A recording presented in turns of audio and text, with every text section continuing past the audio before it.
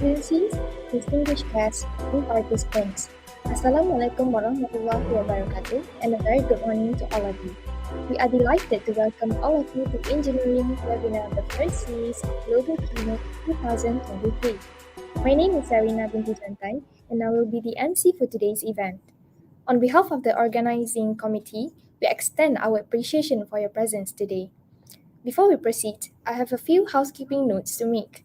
First, you are encouraged to give your reactions during the program in the chat box. Second, should you have any questions, you can ask away during the Q&A sessions in the chat box. And lastly, please remember to fill in the entrance survey form provided on the screen and the feedback form afterwards.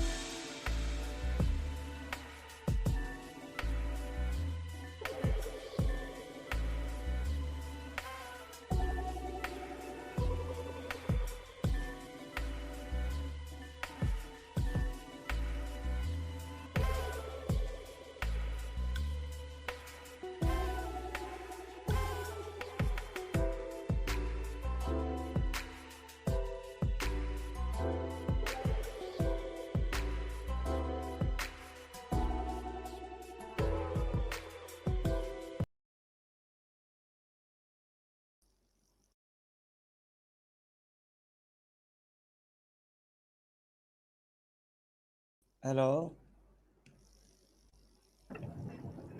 Hello, Assalamualaikum, Professor. Good Walaikum morning. Assalam. Good morning. Good morning. So, shall I start? Yes, of course, we may. Okay. Excellencies, distinguished guests, and participants, Assalamualaikum warahmatullahi wabarakatuh, and a very good morning to all of you. We are delighted to welcome all of you to Engineering Webinar, the first series of Global Keynote 2023. My name is Arina Binti Jantan, and I will be the MC for today's event. On behalf of the organizing committee, we extend our appreciation for your presence today. Before we proceed, I have a few housekeeping notes to make. First, you are encouraged to give your reaction during the program in the chat box. Second, should you have any question, you can ask away during the Q&A sessions in the chat box. Lastly, please remember to fill in the entrance survey form provided on the screen and the feedback form afterwards.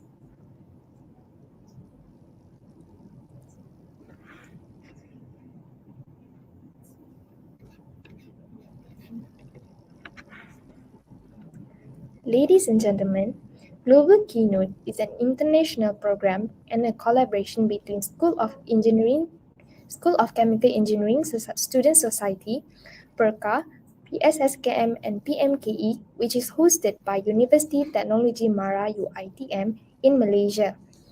The first series is focused on giving a glimpse into Society 5.0, where it is proposed next evolution of our society, where human challenges are solved by incorporating the innovations of the fourth industrial revolution, such as the artificial intelligence, the internet usage and the big data, as well as robotics into every aspect of industry and social life.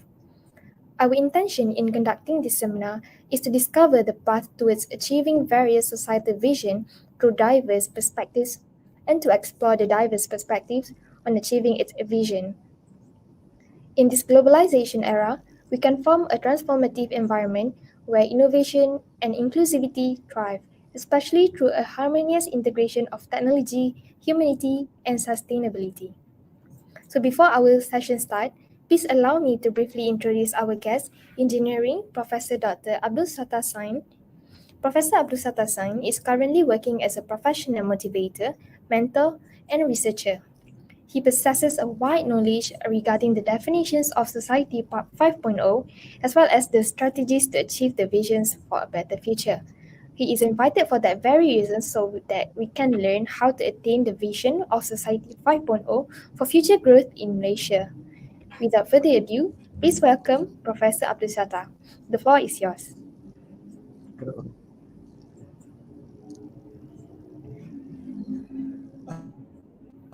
Thank you, Arina.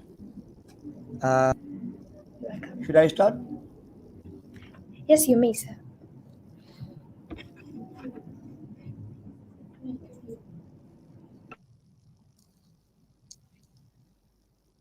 Yes. Thank you very much for inviting me as a keynote speaker in the very important event today. And I am really happy and proud to be the part of your this conference scheme because I am already the product of Malaysia and I graduated from Malaysia. So formally, my name is Abdul Sattar. I am actually electrical graduate engineer. I graduated from Pakistan in 1999 and started my career as a teacher from a very best university of Pakistan. That was NAD University, Karachi, St. Pakistan. And after working 2 years over there, I left the company and tried to get the experience and professional skills and experience from an industry. I joined the Pakistan's largest telecom company owned by government, like the Malaysian Telecom. And I worked over there for more than 8 years in that industry, telecom industry. It was a great experience for me to gain whatever I studied in my undergraduate level and to get touch of the engineering profession. So I worked over there as a technical engineer, as a technical manager, as an entrepreneur, and many things you can say, a project manager. So after getting a great experience from that company, and trained nationally, internationally from China, Dubai, and many other countries. I decided to rejoin the university and to deliver whatever I want learn from the industry and wanted to give something to the new generation that wants to be the pillar of the nation at the local level and international level.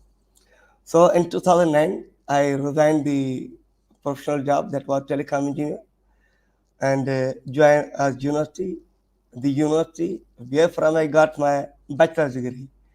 It is situated in a suburban area of the Pakistan and state that is in. At that time I used to live a big city of the uh, Pakistan, that is the Karachi, and still my family is there. But I decided to contribute in the university where it was needed. I mean that Karachi is a big city. There's a great opportunity for the people living in the Karachi, having multiple options. But I decided to be in a suburban area where the students coming in that university from the rural area, from the very poor areas of the country, and particularly in our state. So uh, I started career again as a teacher from the university. The name is Quaid-e-Awam University of Engineering Science and Technology. I enjoyed over there to teach something that was actually what is required to teach and what is required to learn. That there was a great difference. When I was learning, I was studying, I was getting education. Most of my teacher was from the university. Mostly it's the tradition whenever you are going to get a degree from any university and you get the good grades based on some knowing and fundamental knowledge. So then on bad fundamental knowledge, you are just uh, going to deliver something on the best of that knowledge only. No experience, no professionalism, no out of box things. What the real society is requiring from you, what kind of skills is needed for you to gain in the university. Either the university is in the position to provide that kind of the skills within the university during your learning process. So when I rejoined the university, it was totally new for the student that whatever you study at the university level, either it works in the industry or not. So I myself I checked that it was a great impact on the student's personality and the learning style. So when I joined university, I had only the masters of engineering, and due to my profession, I did my masters in communication systems and networking from another university of the Pakistan that is also great and good university and big university, that is the Mera University of Engineering Science and Technology, Jamshoro, that is in city, another city that is Hyderabad. So after working 2 years at the university, I decided to have a degree, uh, that is the PhD, to get the more learning experience based on some research and in-depth studies. I started to apply in various countries to have that opportunity and have an opportunity to grab an opportunity because we actually belong with a developing country. I'll try hunt for having some scholarship and other things. But I became really what was my fortune, and I was really lucky that I got offer letters from the two Malaysian university. One was the UTM, and other was the UTP, University Technology Malaysia, and another the University Technology Petronas in Perak State. A very beautiful university, very good place to live and study.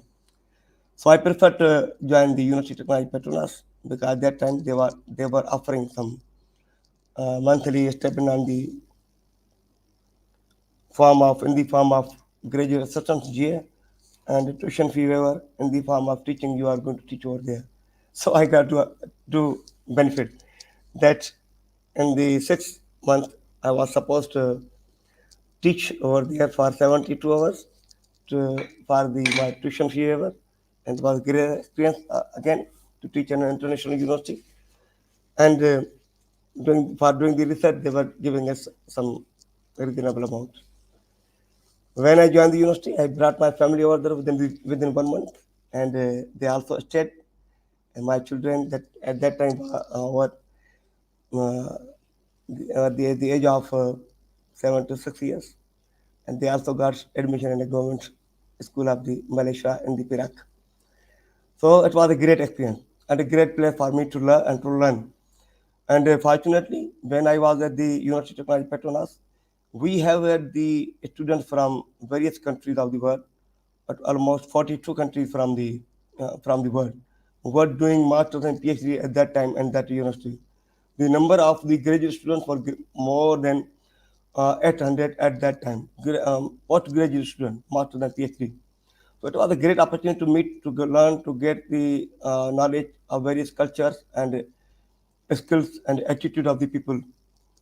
So it was a little village, global village at that time. It started from September 2011 to the 2016. I completed my PhD in January 2016 and then decided to come back and serve my university. So Alhamdulillah, I joined the university again in January 2016 and became full professor in 2018. And after that, an assignment was given to me, responsibility given to me of the head of department of electrical engineering at Quaid-e-Awam University. And this is my second tenure. I am working over there and at trying at my level best, whatever I have learned from the industry and from the society, from the institutions, in the form of trainings, in the form of formal education and formal education, try to contribute my part in the form of delivering something in in the form of keynote speakers, in the form of conferences, in the form of publications, and many more as I can. So thank you very much for inviting me and giving me this opportunity to talk to you people regarding a very important topic of the today, on that our future generations future is dependent, because sometimes we are not required or supposed or in the position to transform our mind, to transform our lives, to transform our environment. But with respect to time, if we don't, but with respect to time, things have been changed. So when the time is changing, so we have automatically to cope with that time. We cannot say that the time of 20 years ago was the very best time. We can say this time is again much more better than that time. It is our inspiration. And actually, this is because whatever I have in my hand, it was not 20 years ago in my hand. It was not 25 years ago in my hand. Whatever I can do by using this, everybody knows this is a miracle. And this is miracle is due to the technology. This miracle is due to the technology. So when we talk about the new technologies and invention of new technologies, emerging of new technologies that helping us to improve our lives actually. Sometimes we say that no. 50 years ago we were very comfortable. But I say that 50 years ago we were working in the farm, in the field. We were farming something. And that time that industry was said was the industry or society 1.0. Before that, it was 1.0. When for our living purpose, we were just hunting. We were hunting and getting the food and killing some animals and eating their flesh. And that society was the society of 1.0. It was titled like that. When our requirement were increasing, and then we can say that another society came into the being. That society was titled as a society 2.0, and that was the farming society, in which we were to be started to farm something in the field, like the fruit and other wheat and many other things.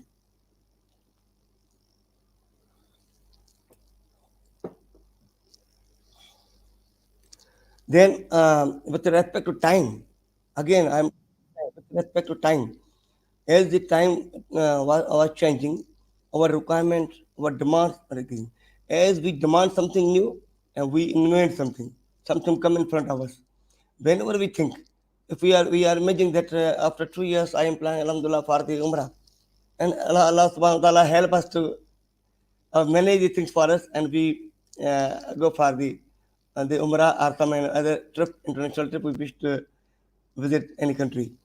So as we wish something, if we demand something, we create something, we invent something, and we use that something, and that becomes the important part of our society. That society, the people we are living, and become the social issues and social requirements. To meet these social requirements, things are being invented, and we are growing, growing, growing. We are not going back. We are growing, growing what in terms of technology, because this is technological era. We, so when I said that we have the society 2.0, then we entered into society 3.0. That was the mechanical industry society. Mechanical industry, industrial revolution came, and people started to produce the productions in the various forms. After the 20 years, then people entered into the IT society, a digital society, and that society was said to be the society 4.0.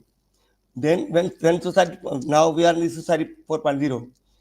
Before the society 5.0, and when we have had only the mobile in 95, 96, 98, it was not just like this mobile. It was a big mobile, and that mobile was only used for the hello, for transformation of the only the voice signal to be communicated through the voice, through the telephone, for our telephone.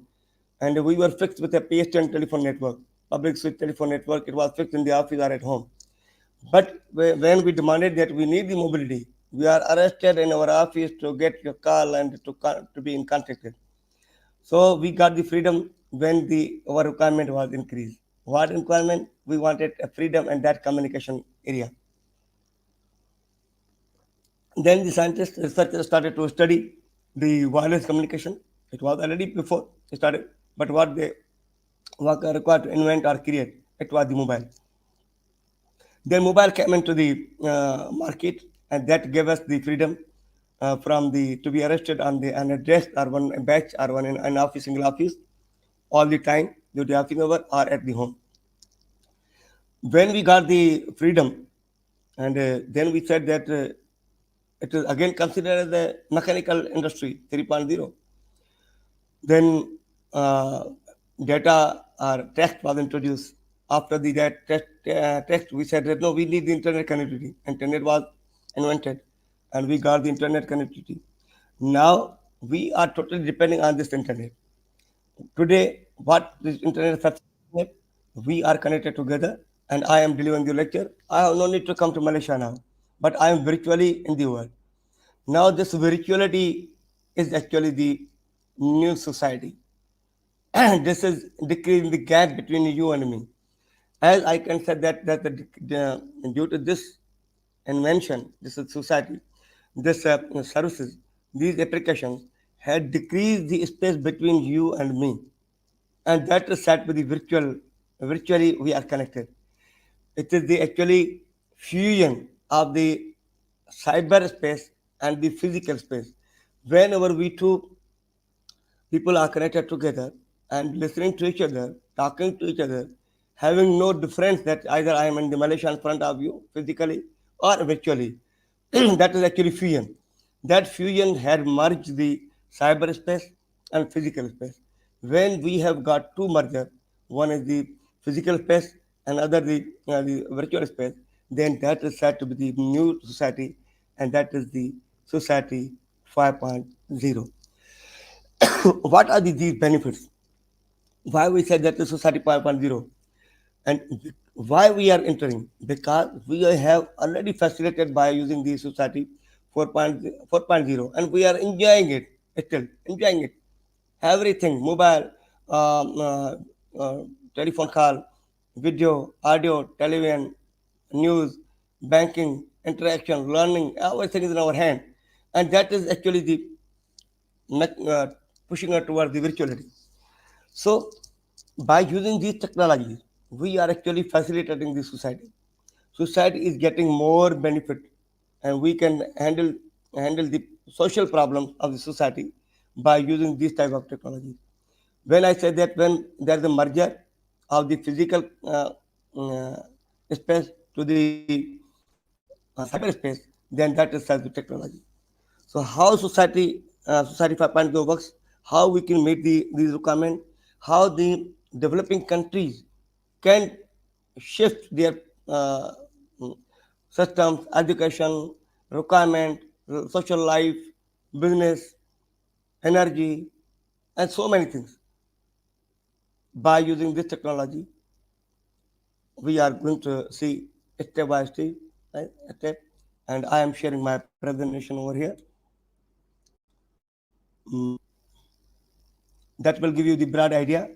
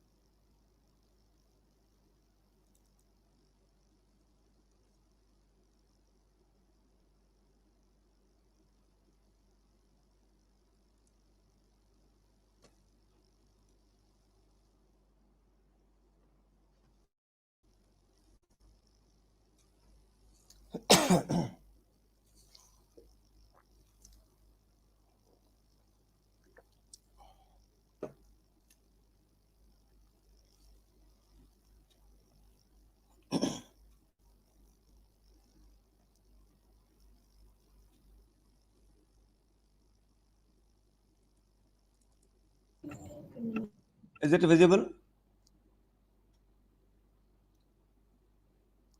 Arena? Is it visible? No, I cannot see your No. screen. I think you haven't like pressed the present, I the uploaded. present button. I uploaded it, but look. Okay, let me let our team check. Hmm.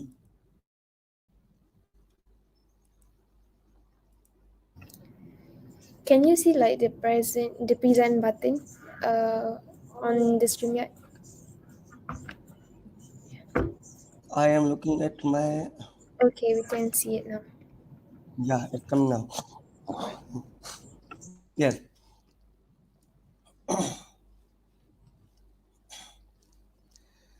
Yeah. The title that I selected for today, it was just a brief intro about me and the to talk of today talk, and it is the unleashing the potentials of society 5.0, attaining a vision for better future from multiple standpoints. My name is Professor Dr. Sattar Saand, PhD from UTP, Malaysia in 2016, working as a professor and HOD at Electric Engineering Department, Quaid-e-Awam University, Nawabshah, in Pakistan. Formerly, I was lecturer at NAD University, Karachi, and a former senior engineer telecom, and branch counselor of IEEE student branch, senior member IEEE, and member of another organization trying to contribute my to the community on the various platform.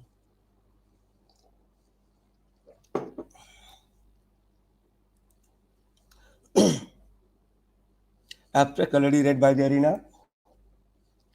Now to what society 5.0, and before that, everybody is supposed to ask me what is the society 5.0.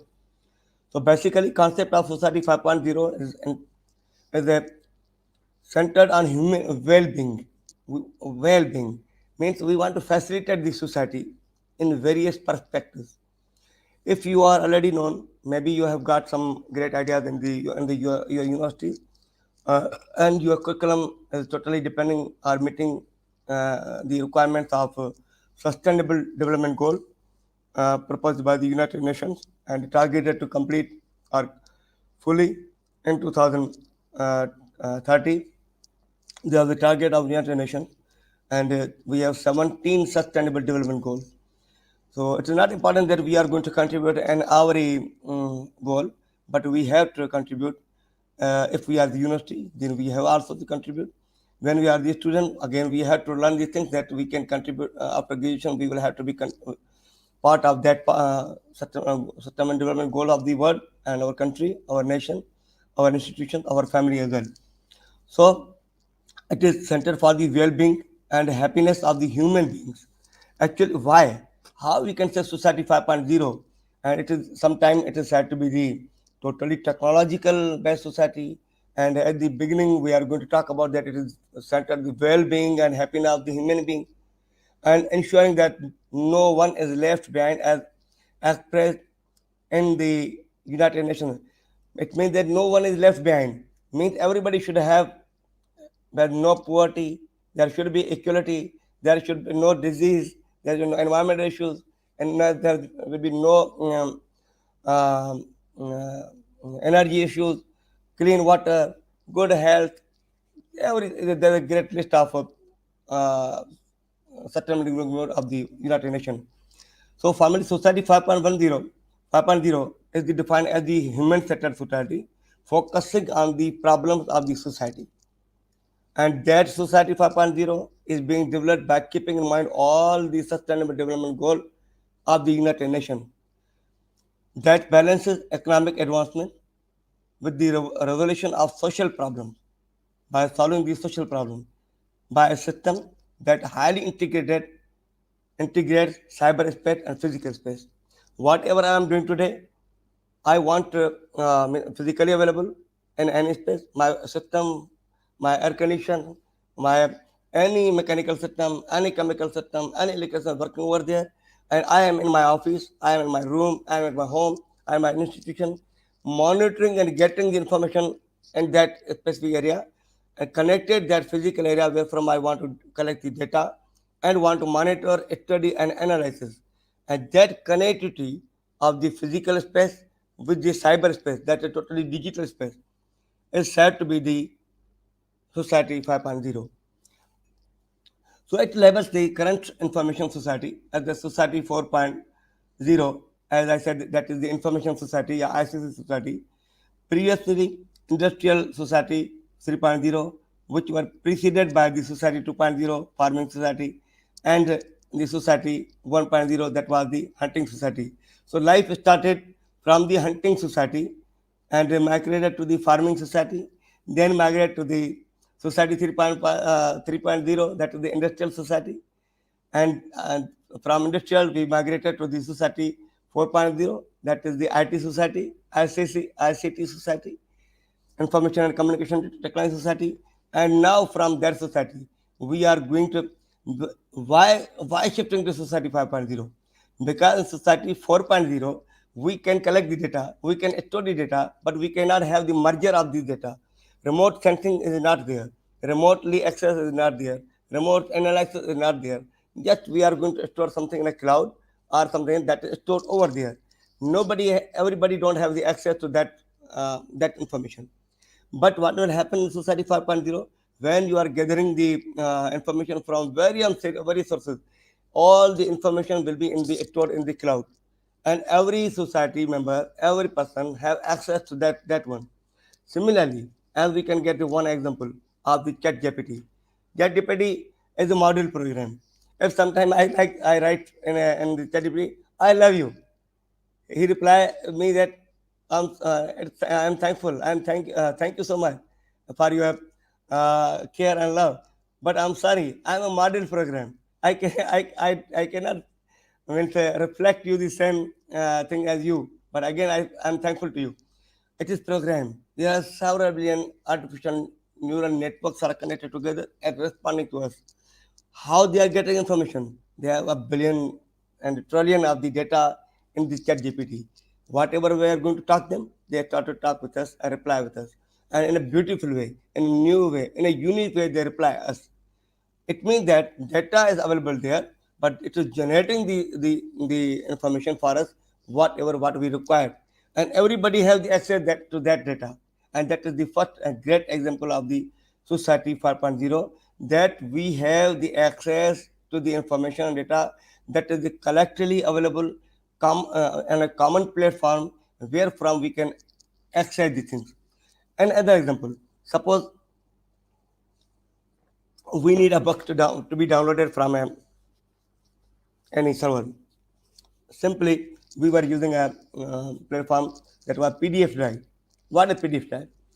It is not restricted for everyone. It is open for every open source. We are going to search a book and download it. Available for open source. One concept is the ways of something. One is the restricted source and one are the open source. Open source means open for all. Restricted means it is restricted. You have to subscribe it. One thing is no need to subscription. One is required to be subscribed. Means you have to pay something to download something. But open source means everybody is allowed. In the Google app, you can download many free applications. Are using it. It is totally free. And when we are going to use the applications of Zoom and other platforms with the minimum facility, it is open source. But if you want to increase the applications and many things you want in that Zoom, having the complete conference rooms and the various rooms, waiting room, anything, then and live recording everything, then you have to pay something. But here, what will happen? In ChatGPT, you are going to allow to write whatever you want and get it from the system, from the and that is said to be the means a big data. A big data is available here, and whatever the person need, your problem, that can be solved by using that type of the databases. One thing I would like to share personally, I am a head of department. I need to write many things on daily basis. So before the chat GPT, I was supposed to say something to my uh, assistant, my PA. They please write a letter for that purpose to the dean faculty or the vice chancellor or some other state. But now, and that person was used to write something, then bringing, then brought that draft to me, sir, please check it now, it is correct or not, what I have to read, what I not read. I said, okay, no problem. Then I made some corrections, I was doing, correcting it, then bringing to me again, wasting my time, wasting his, everything, and getting the delay, a lot of things. It was just a few months ago. But when the I got the account of ChatGPT and getting the basic things from the ChatGPT and just writing that, please write a submission note to the vice chancellor to approve these things for that purpose. Immediately, wonderfully, in a very great with a very great norm, he write the letter for me. I just see what is needed me in that letter and little bit, only minor correction sometimes, minor modifications. I get print and send it immediately within 2 minutes. Within 2 minutes, I get that. Sometime that letter was given to me by my assistant within 2 days. Sir, I'm doing it. Sir, I'm doing it. Sir, I'm doing it. But now, no, only. But what a great problem, big problem is being solved by that ChatGPT. And ChatGPT is based on the AI. AI technology, IoT technology, these all are part are contributing are developing the society 5.0. That's why I said that is the merger, integration, fusion of cyberspace, the digital space, and the physical space will combining together. There will be no difference and distance between these two. When these things are being developed, like the chat GPT, just we have access to the database only. But when we have the access to this every system, like mechanical energy power, any power plant, any processing chemical industry, any industry that is producing some vehicles, many things. And we are monitoring it, we are looking at it, we are getting the data information live from that running industry while sitting at our home, office, or university, and that is the merger or the of these two spaces, physical and cyber. And sometimes when you are getting the food panda at your home by the rider, but in future the rider will not be there, but maybe robot will be working for you, and mm, space shuttles will be or drone will be coming and bringing the things at your home. When you are booking something that I need the food, the drone will come at your door and will be providing you these all services by using the data available or given by you, information given by you, feed by the uh, that company or some other source. So moving ahead, So in Society 5.0, huge volume of data is generated by using some sensors associated with people, things and systems is accumulated in cyberspace. So all the data collected in a in a database through the sensors by the people, things, and system, and accumulated in the cyberspace in the form of big data. Sometimes you are hearing and at the universities and other platforms that go for the big data. People are doing masters, PhDs, and bachelors now in big data to understand how to generate that data, how to store that data, how to use that data, how make it accessible for the people. People are working on that and facilitating to us. So cyberspace thus becomes a common cooperative platform to connect not only people but also all kind of these things and systems existing in the physical space. Common, may common for all. May everybody can use it. Suppose we are on the railway station and railway station everybody can come and have a ticket and travel in that area. But when you are going to hire a car for you, or it is dedicated for you only. It is not common for everyone.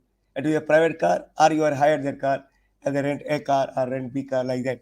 So cyberspace will be the common for every person, a common cooperative platform. Cooperative means why common? Common means everybody has the access to that. Means everybody will use it.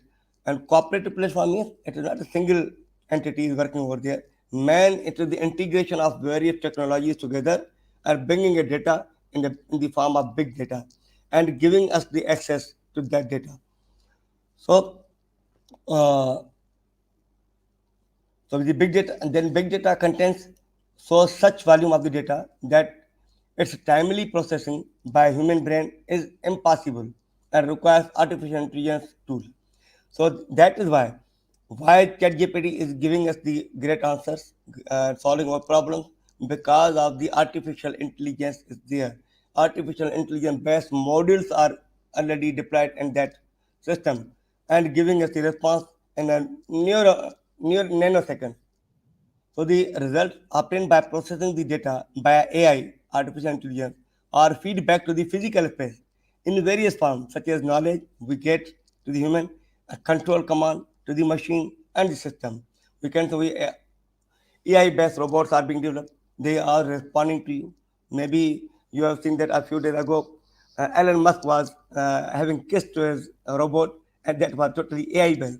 He was living with his robot girl and showing the impact of that technology actually, the what society 5.0 can do for you, what you can expect from that society. Just you are expecting something, they are bringing for you by using these technologies. Means solving all the social problems. So Internet of the things, IoT, uh, 5G networks, big data, AI, robot, or the enablers technology of the society 5.0. Enable technology means whatever we say the society 5.0, it is based on the technology. Merger or cooperation, integration of these all technologies.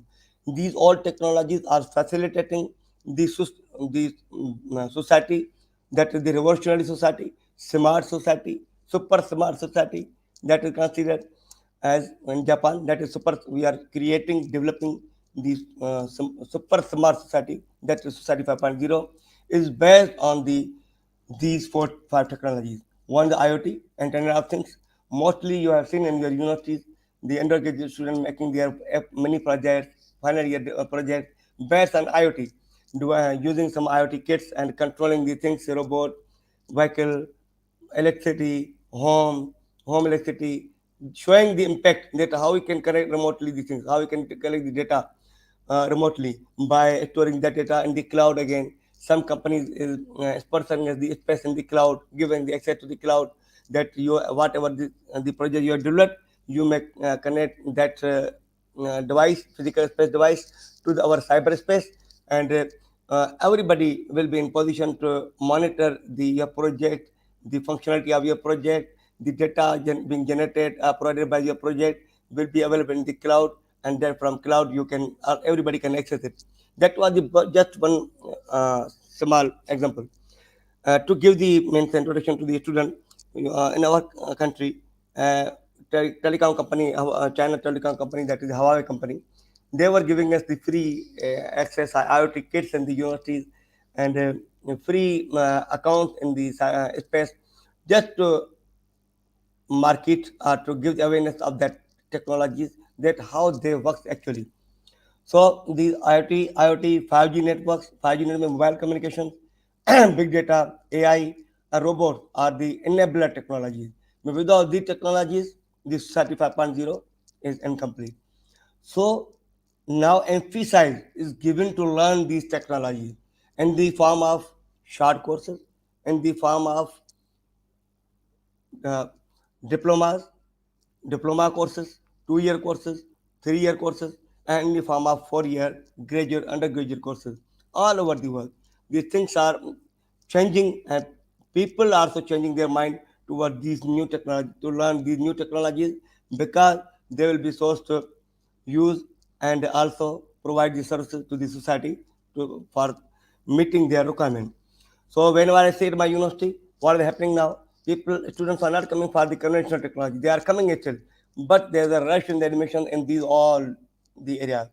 Previously, in my university, we have had only 12 departments, but since last year, we have more than 33 departments in the university, and all the departments, AI, AI departments, separate department for undergraduate program we open, big data, cyber security, computer science, computer system engineering, IT, and 5 to 6 new departments we have opened for the undergraduate program, because we have to change our institution with respect to the time.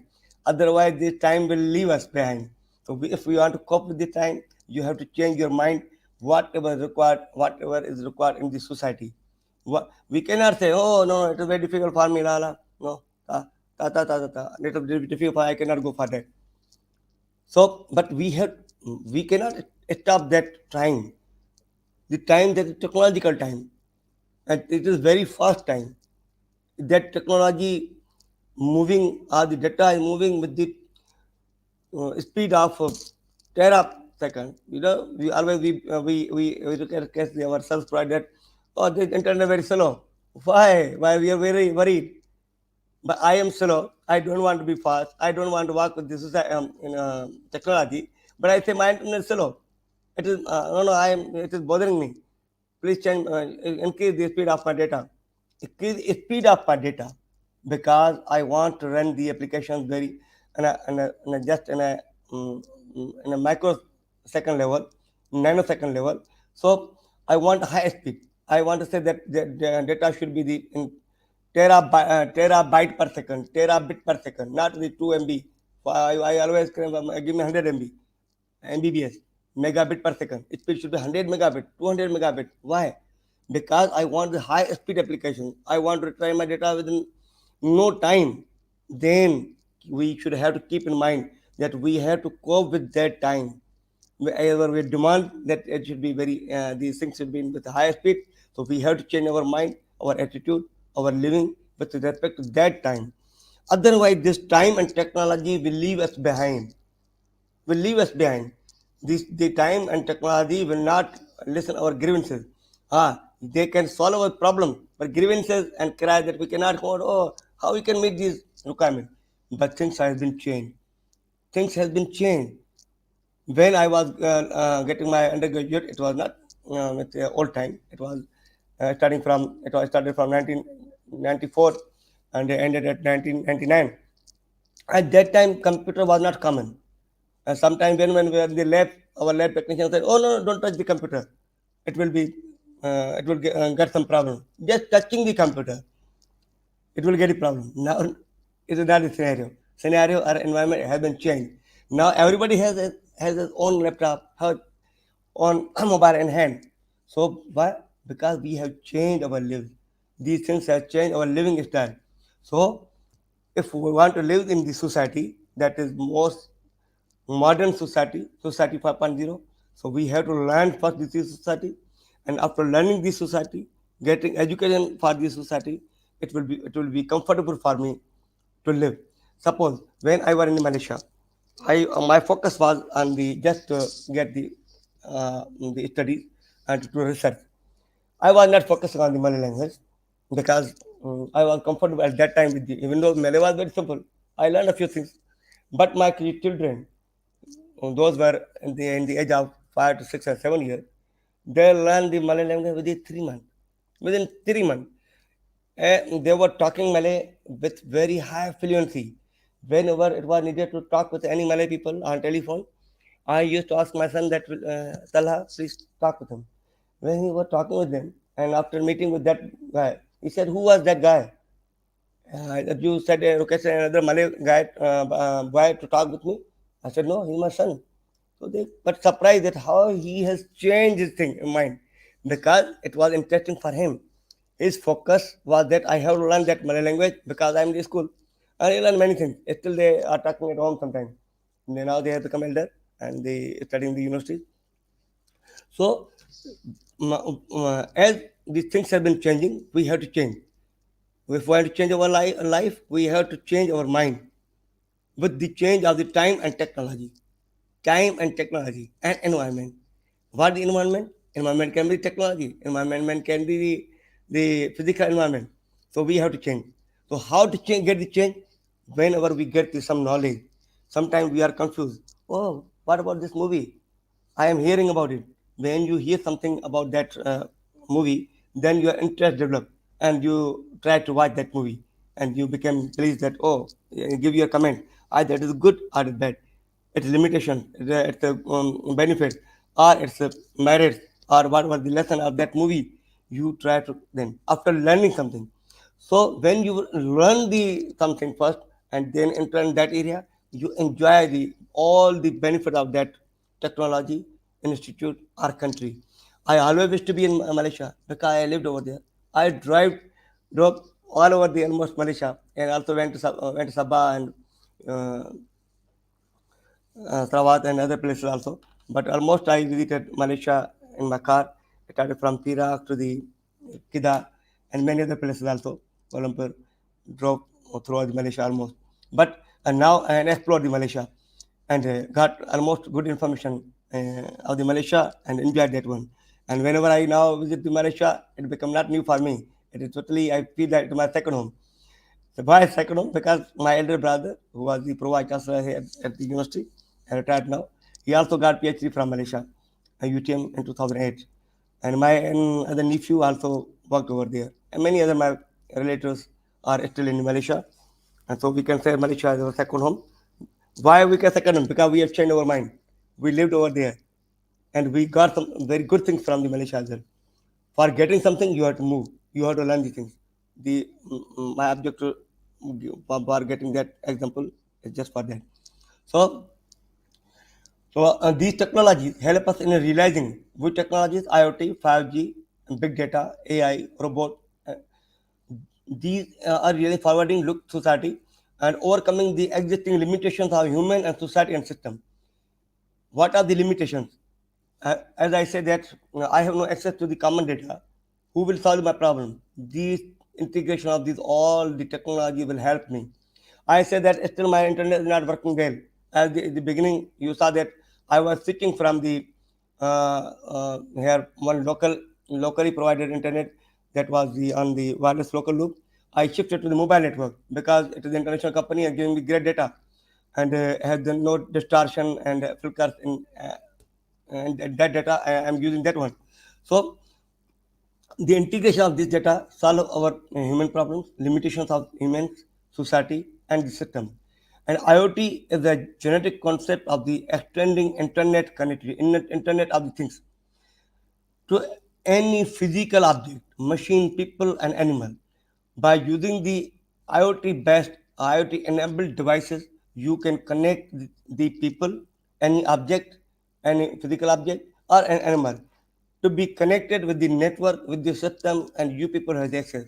Suppose your children are going to school, and you are living in a country where there are the security issues, and it is it's important for you to send your children to the school, but you feel that there are security issues. Like I am not taking the name of the country, but you are worried about your but the services are available in that country that you can also get this purchase the security and that based on IoT and having some watch and everything that is kind of IoT. You can see and watch the mobility of your son. That is it present in the school, leaving the school, what he's doing in the classroom, and reaching where he is reached now when he's driving or traveling from the school to the home, where he is reached now. All things are being monitored at your mobile, and that is the IoT, and that is the Society 5.0.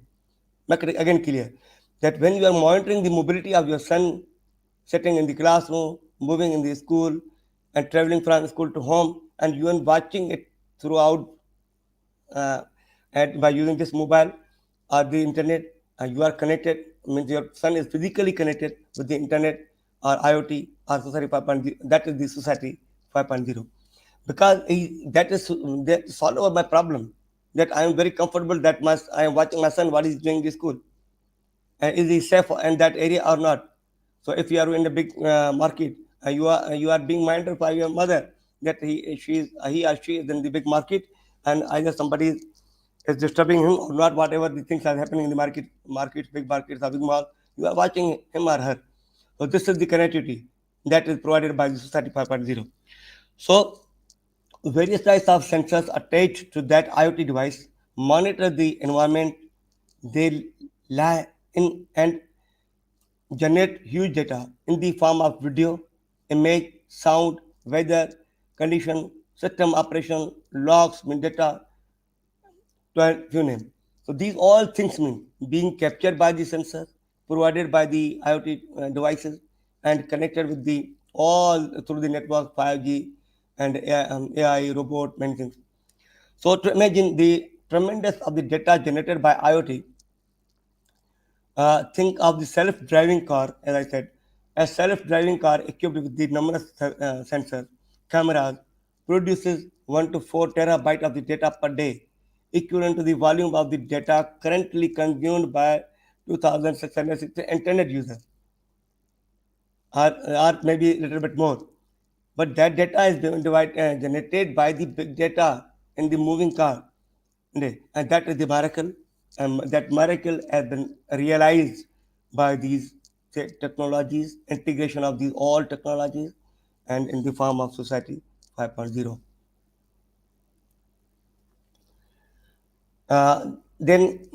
Second was the 5G mobile communication network. As we are living in the era of 4G and Society 5.4, Society 4.0, and that is the 5G, 4G. So in 5G and 6G, and the things are beyond our imagination. The fifth generation mobile communication network that provide the ubiquitous, means present everywhere, connectivity to realize the fusion of physical space and cyberspace. As I said, monitoring a boy, monitoring a car, an industry, this is fusion that realized by the 5G.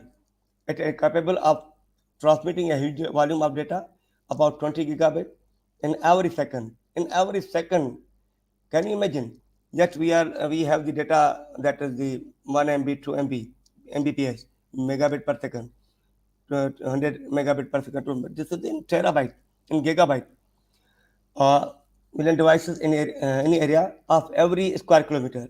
So 5G network can upload a huge volume of the sensing raw data from the physical space on the cyberspace and transfer knowledge and control or actuation command from cyberspace to the physical space.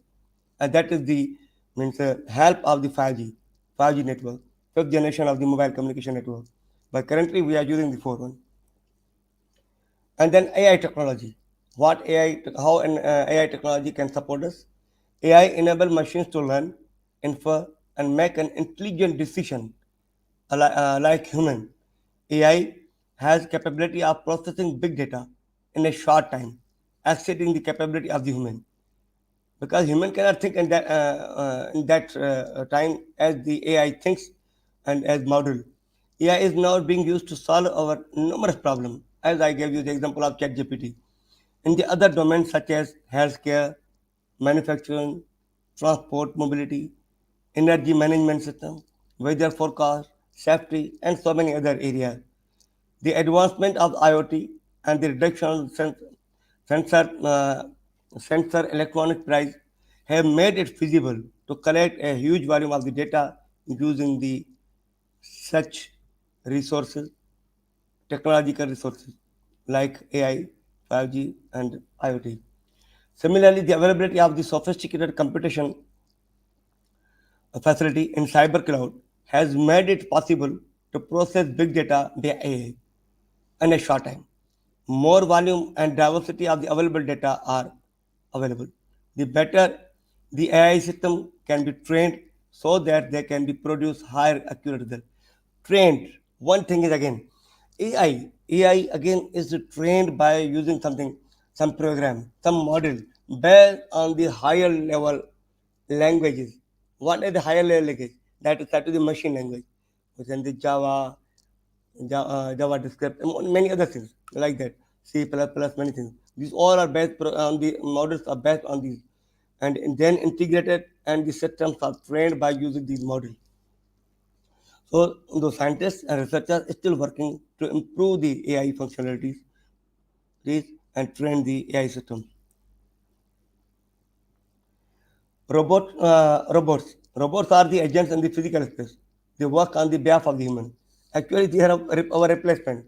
Sometimes we say that when the robot will come and there will be shortage of the people, humans. So no, no. We are, if the robots will replace us, who will make the programs for the robot? Who will give the commands to the robot?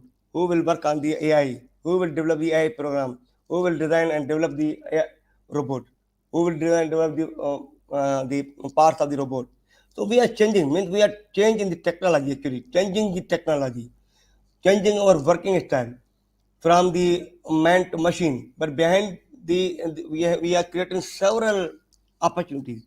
When we were saying that when the computer will come or the JetGPT will come, our people will be unemployed and how they can survive in the world. But you see, just having the one short course of the computer, of the design, or Photoshop, or web design simply, you have the job at your home. You are in the room earning much money. All the world is working on that. There are several billion workers working for the world to develop the things, design the things, and that will be extending. We can say there can be a situation in that area. How can be? We are migrating from before the birth of the computer, people were working, and simply I can tell you, when I was working with the telecom company, I joined that company in the July 2001 and worked over there till 2009.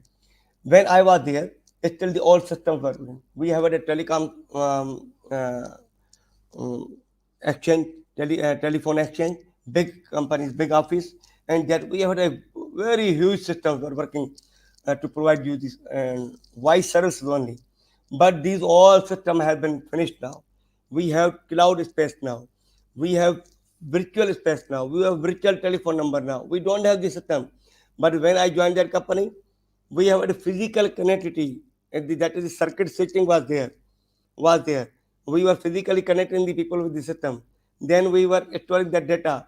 But we have the dedicated connectivity, physical connectivity for every user in the telephone exchange. Now we don't have telephone exchange. We don't have telephone exchanges have been finished now. All the big system, so many people were working in that system for monitoring and collecting data, printing that telephone call. You are calling me, and my system is printing your data. Your time, your duration of call were being printed on printing paper. I saw that one. I used that one. But now that system has been closed. We have just one card, one small system that is kept in a small room, air conditioning is there, and it's giving services to the million people. And what happened in my company due to the deregulation in the telecom sector in 2007? And that time we were more than 70,000 people in that company. But that company gave the voluntary separation scheme to people because they wanted to shift the technology from the big system to the small system, from macro level to the micro level. What happened? People were crying. People were crying saying that, oh, this is a great loss of the nation. How people can survive by losing their jobs? It was a big organization in which people as generations have the hope that we will have the opportunity to work and earn money for our families. But how? It is very the question. But it was planned by all the world that we have to migrate to the new technology. We have to make the people used to use and work in other area. We are shifting from the people from the traditional work to the modern thing. So it was actually transformation. Nowadays it was also the telecom, but this is again telecom. It was only telecom, but it's the ICT, information and communication technology, merger of these all information, then communication, and then technology is coming together. Before that, we have only the telecom companies for the telecom, telecasting, telecommunication, television. Now, these all tele has been merged together in the form of Society 5.0 merger or merge together and creating a lot of opportunity for you people. A lot of people every day there's opportunity. Go to the Fiverr, go to the Upwork, work for you. This is the ICT. This is modern telecom system. This is modern technology and opportunity to work at home. No need to find the job and earning much more. Why you are being the conventional? So from the conventional technology, the things have been changed and creating more opportunity. It was the opportunity for a few people, and physically it was supposed to be available in the office, but no need now. You can do the same job at your home. I'm at home doing my job. You are at home listening to me. At your place, you are listening to me. These, this is the totally shift migration as it was. We were hunting for survival. Then farming for survival. Then industry came into being, and in the form of society 3.0. Then ICT, now society 5.0, and these all technologies creating opportunities for you people to work in behind. Several things are being.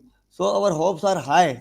We cannot say the technology is replacing the robot will replace it. No, no, robot will create more opportunity for you people. We have now world is crying that we have the shortage of skilled people. Why we are shifting from conventional teaching methodology to the OB based outcome. We need outcome. What you are learning, can you do it? What can you sell or not? What skills you have? So all the emphases are given on the learning, on the learning. And get the knowledge and apply it. Get the knowledge, apply it, get the skill. Sometimes when you were graduating and you were waiting for a job, and job company was saying that, do you have experience? And you get surprised, oh, how I can get the experience? I've just graduated from the university. I have good grades. My CGPA is 4. I got all A1s.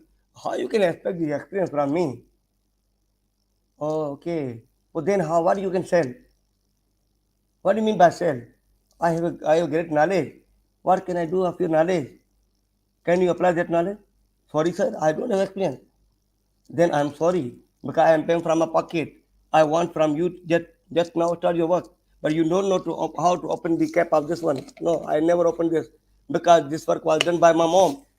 My mother was doing so. If your mother is doing so, then she will do the work, job. So better to go because I want the person that has some skills. So then the education has been changed now. Conventionally, we were teaching in the classroom, but and ensuring that we have broadcasted our knowledge. We have given our knowledge, and we were considered as a great teacher. That is a great teacher is good knowledge. But it's not required now. We want listen from you people. We want your reflection, whatever knowledge you transform, have got that knowledge. Not only got that knowledge, it is the first stage. We have six stage more. Have you understand that knowledge? Have you applied that knowledge? Have you analyzed that knowledge? Have you evaluated that information got from that system? And then on the back of that evaluation, are you in the position to create something or not? If not, then you are not meeting the requirement of our today's education. You are not requiring meeting. So think in that way. To get the knowledge is the fundamental thing. It is basic. Everybody should know. I am human. I have the nose, ear, mouth, what, any function. It is best requirement that I know mouth is used to talk and to eat.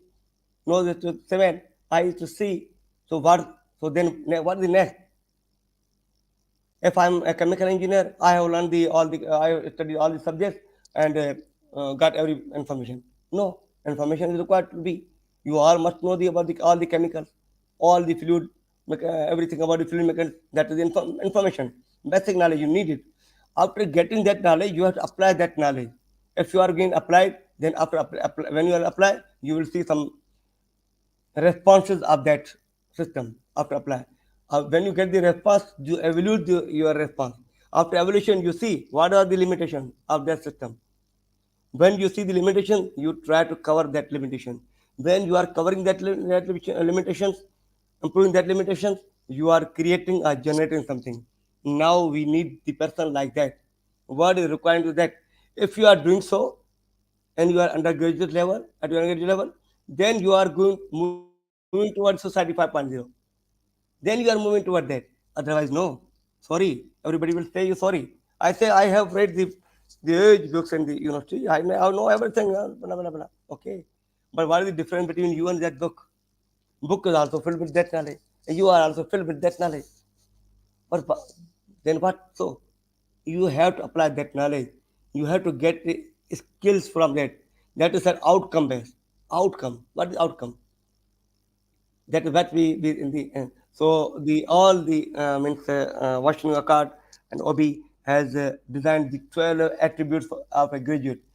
That after the graduation, the graduate must reflect these all 12 attributes. If he is reflecting these attributes, then he is properly trained in the university institution. Now he is suitable for the society or for the system to work with us. Otherwise, you will need more time to learn these things again.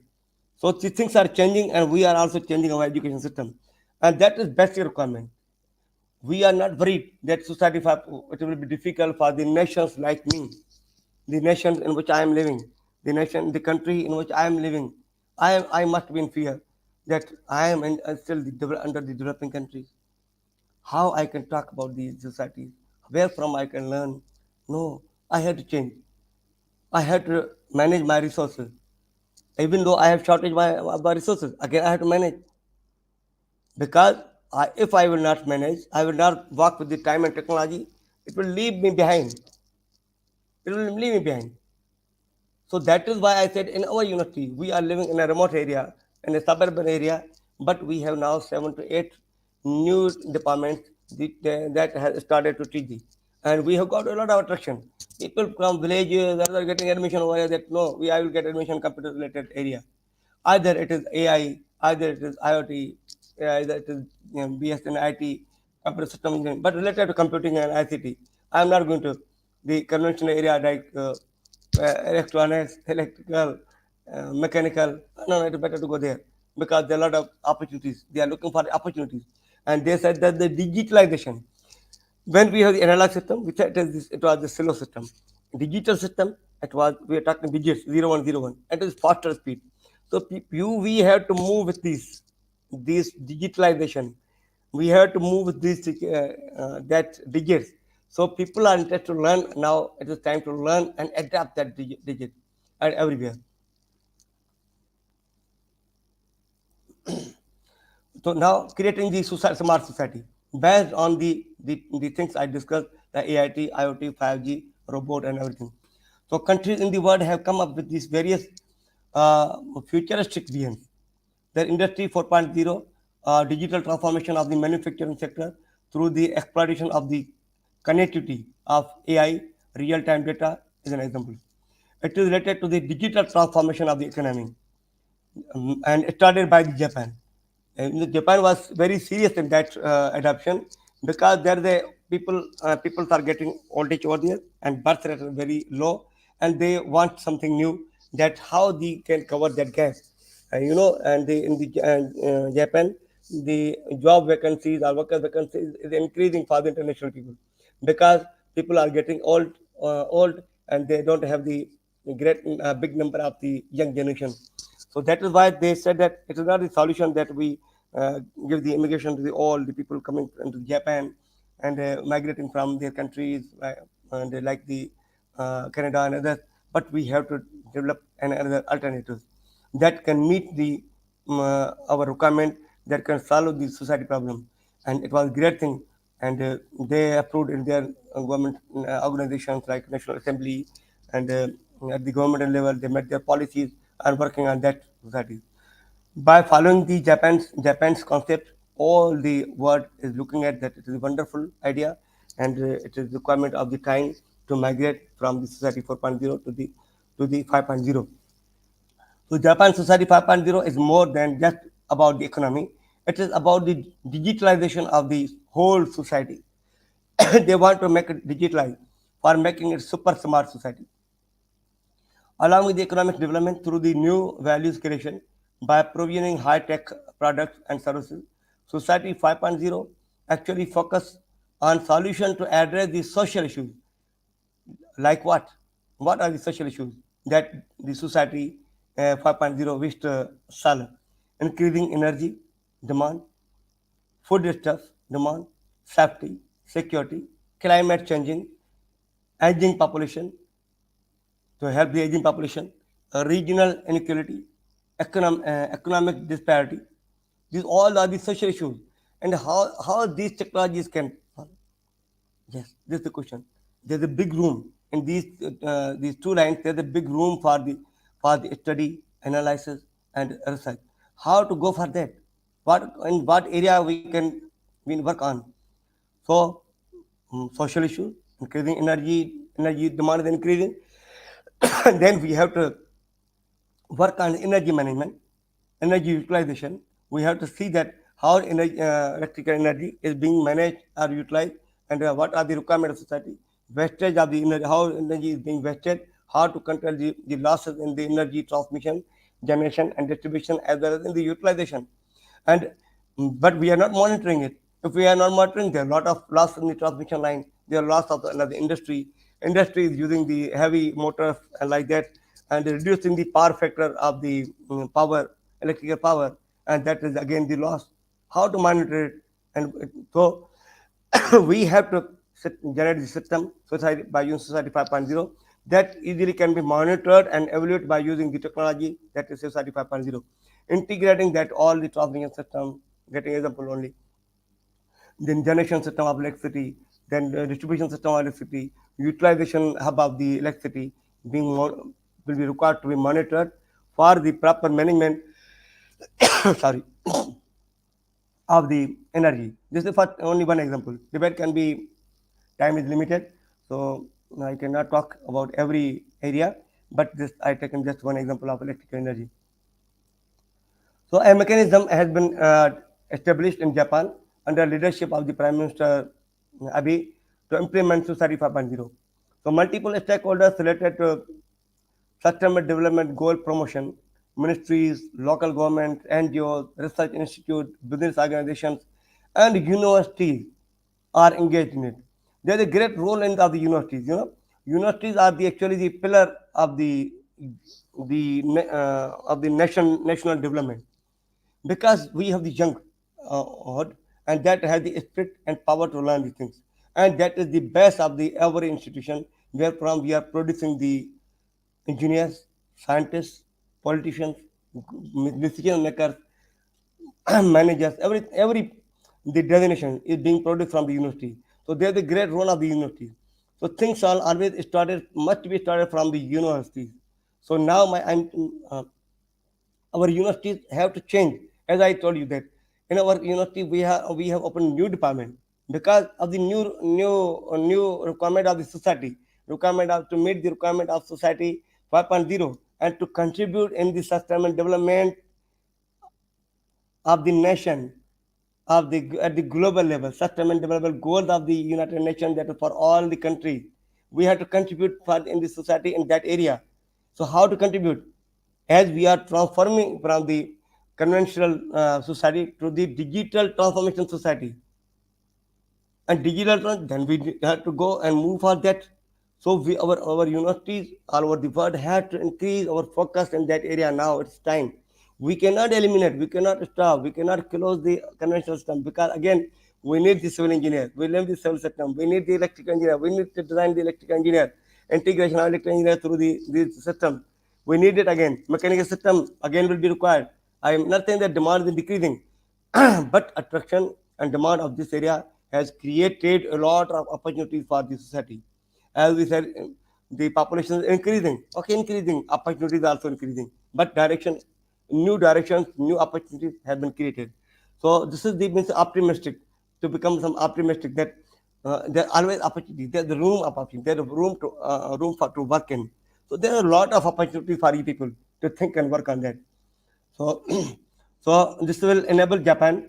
What will happen with this? This will enable the Japan, the world to promote economic development while addressing common social challenges using Society 5.0, and that is the super smart society we are going to develop. So the key to sustainable development and the sustainable development goals of the Society 5.0 focus being an educationist. My focus will be again on education.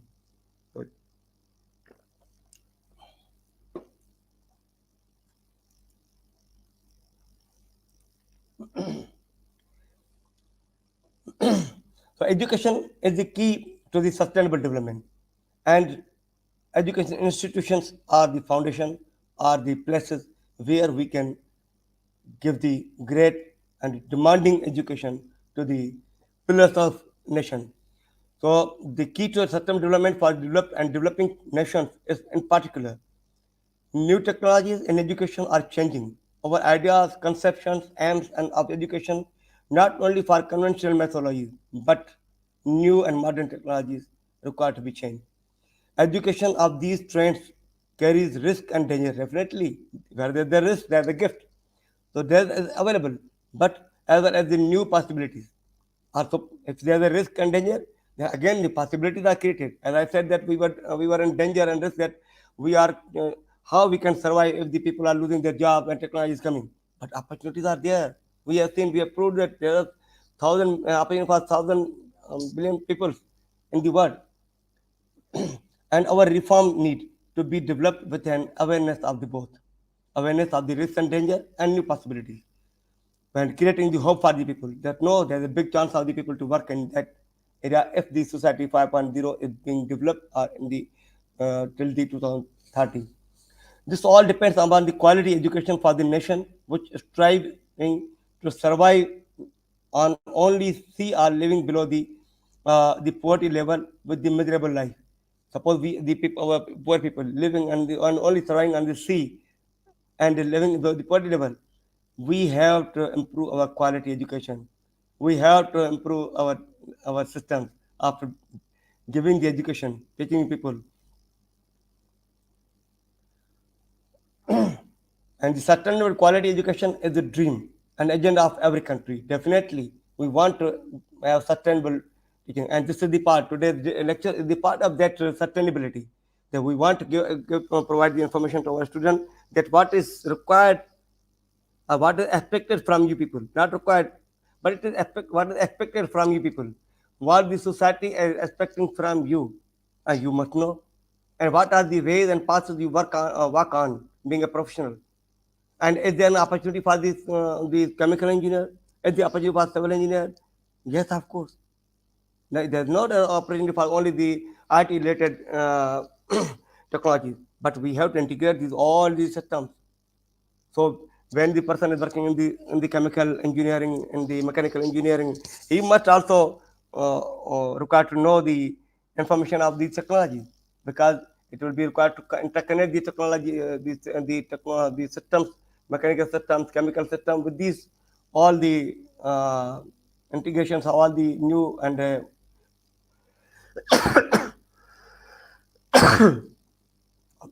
sorry.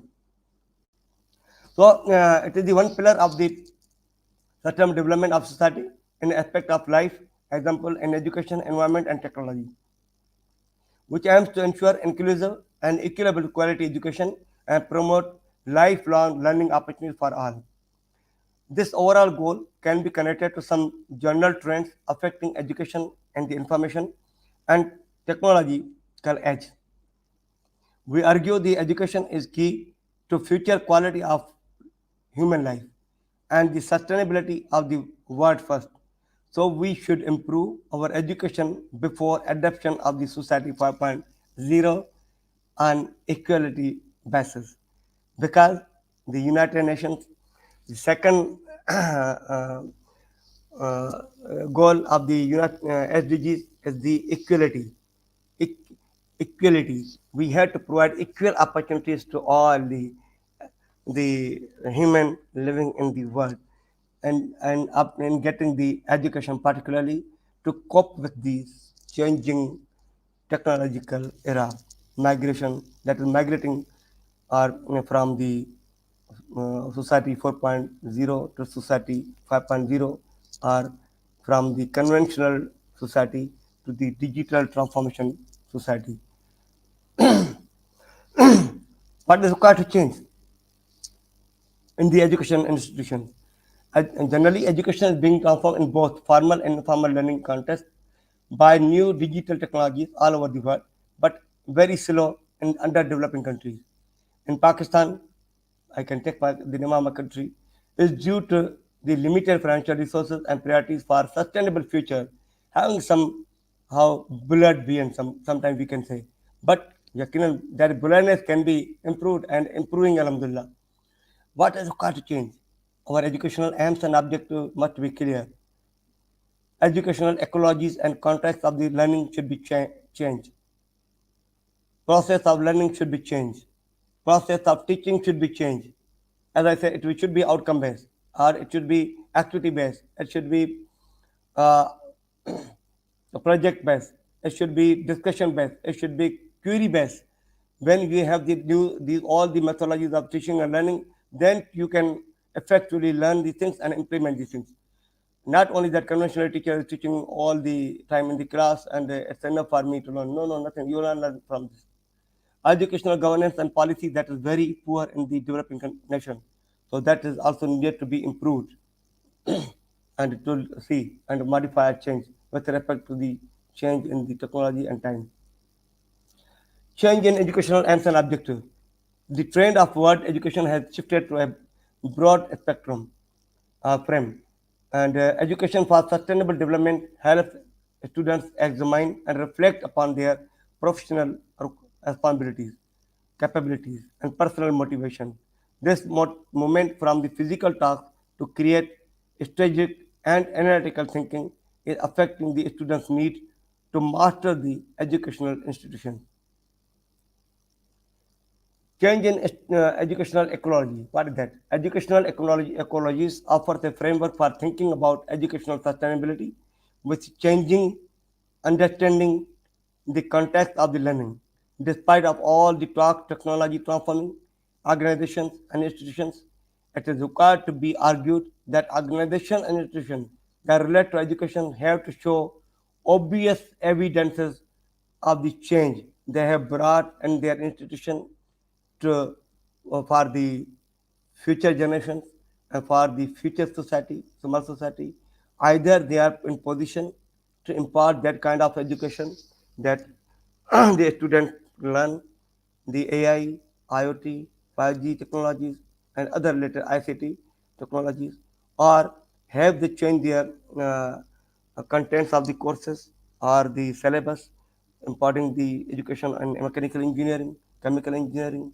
Have they given touch of these technologies while teaching these subjects, particularly maybe industrial related subjects, maybe electrical engineering subject, or they're trying to integrate, or that they are supposed to work with these also the technologies, their system will be connected with these or not.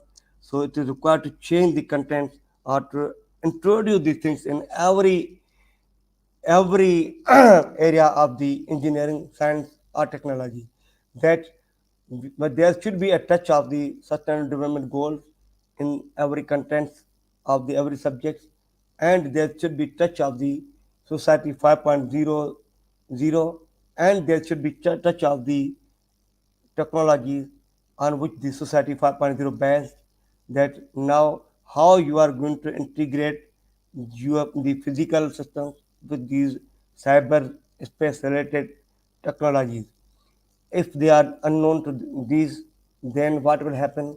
They will just be thinking conventionally that I have designed or maintained the system, but I am unable to know how I can get data from this mechanical, electrical, or some chemical related system. So there is a great need that our institution should introduce in every program the about these technologies. because we cannot close our eyes that society 5.0 is beyond our approach. It is not coming. It is maybe only for Japan. No, no. Things are being changed. I say time is moving. Our time is always moving. And moving things always will penetrate from one place to another place, from small space to bigger space.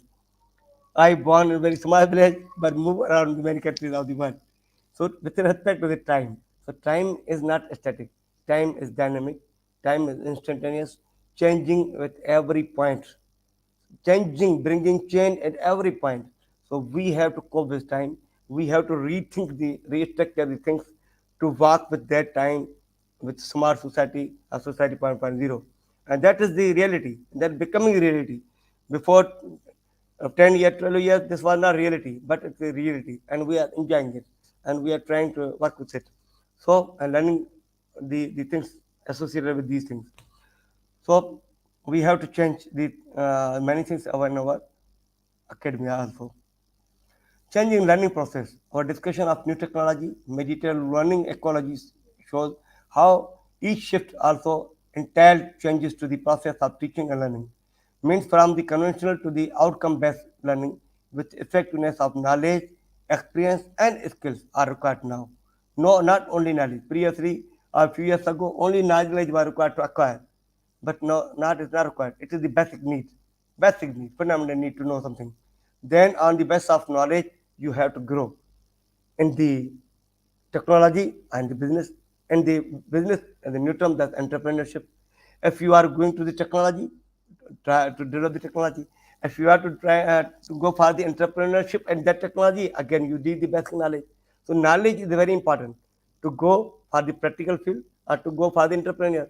Entrepreneur is a new word in the business, that is the entrepreneur is the actually works on the changing environment, with changing in the environment, changing in technology, changing in the society. So with the changing requirement, the entrepreneurship is being worked. So it is again great opportunity. So, but again we have to introduce the entrepreneurship in our all academias, and entrepreneur and technology, entrepreneur and other areas also. So now we see only change mostly in the business of the technology-based business is changing with respect to time since 1998 very rapidly. Change in teaching process. These changes to bringing process and motivations are required to rethink for teaching strategies. When institutions and schools have large number of students, they need to develop a pedagogy, their approach to the teaching philosophy that enable teachers to teach them effectively. Lecturers are the easiest to implement because teachers only need to pass on their knowledge to the students. So teachers are is required to think much more than others. So change in educational governance and policy, that is totally required. Always change comes from top to the bottom.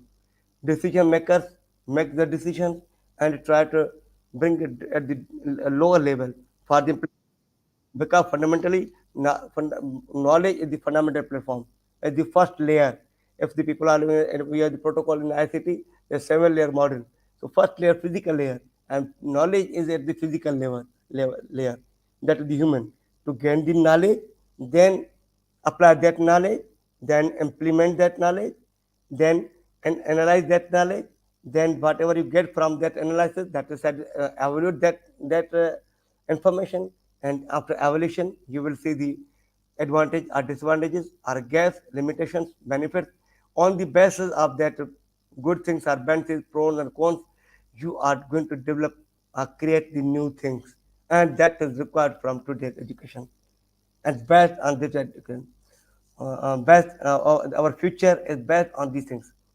Know the things, apply the things, analyze the things, evaluate the results, and that results will show the differences of that system, drawbacks of the system, and that improve the drawbacks, improve the society, and contribute to society, become the creator,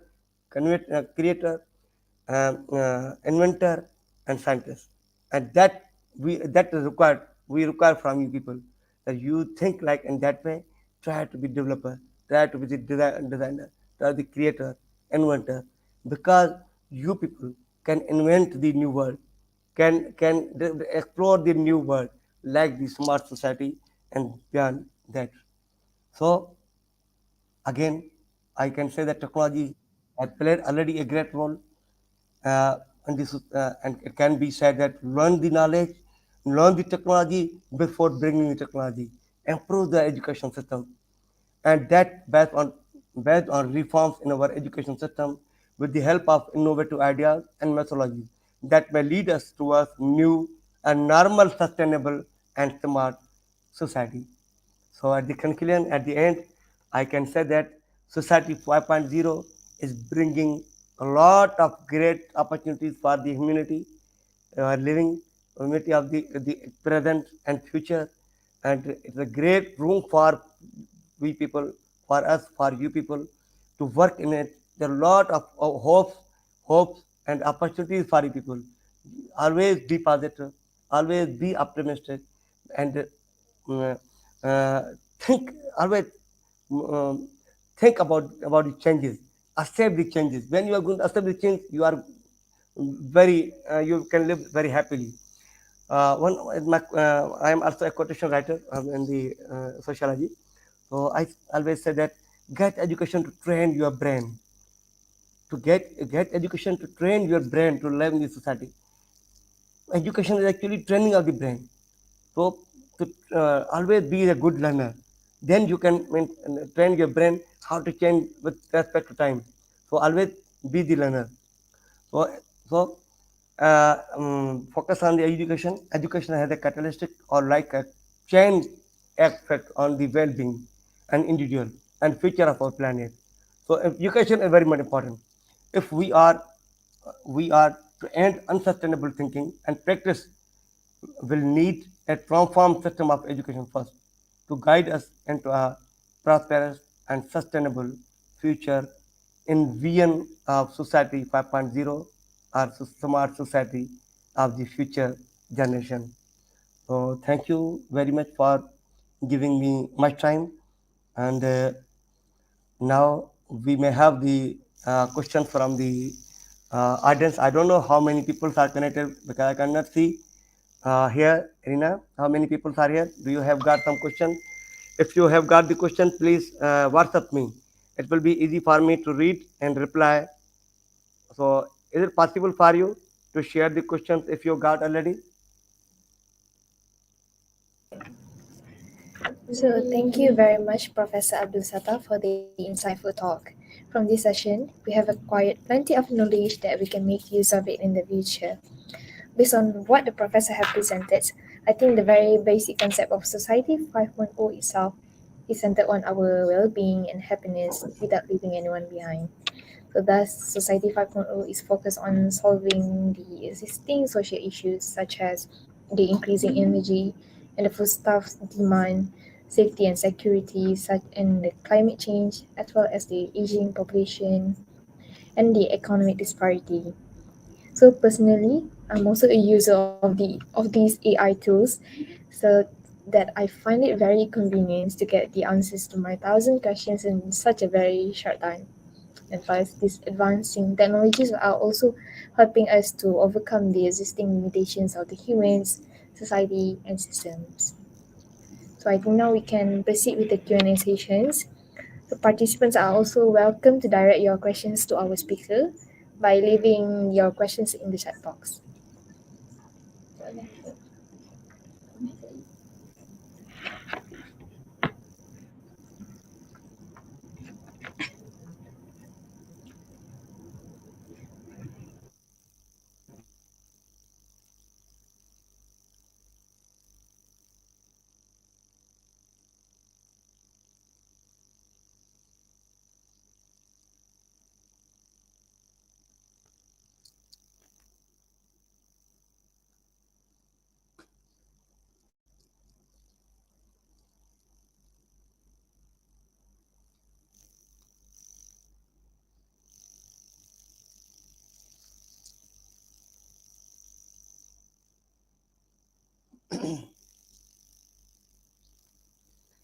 Every type of the question is welcomed.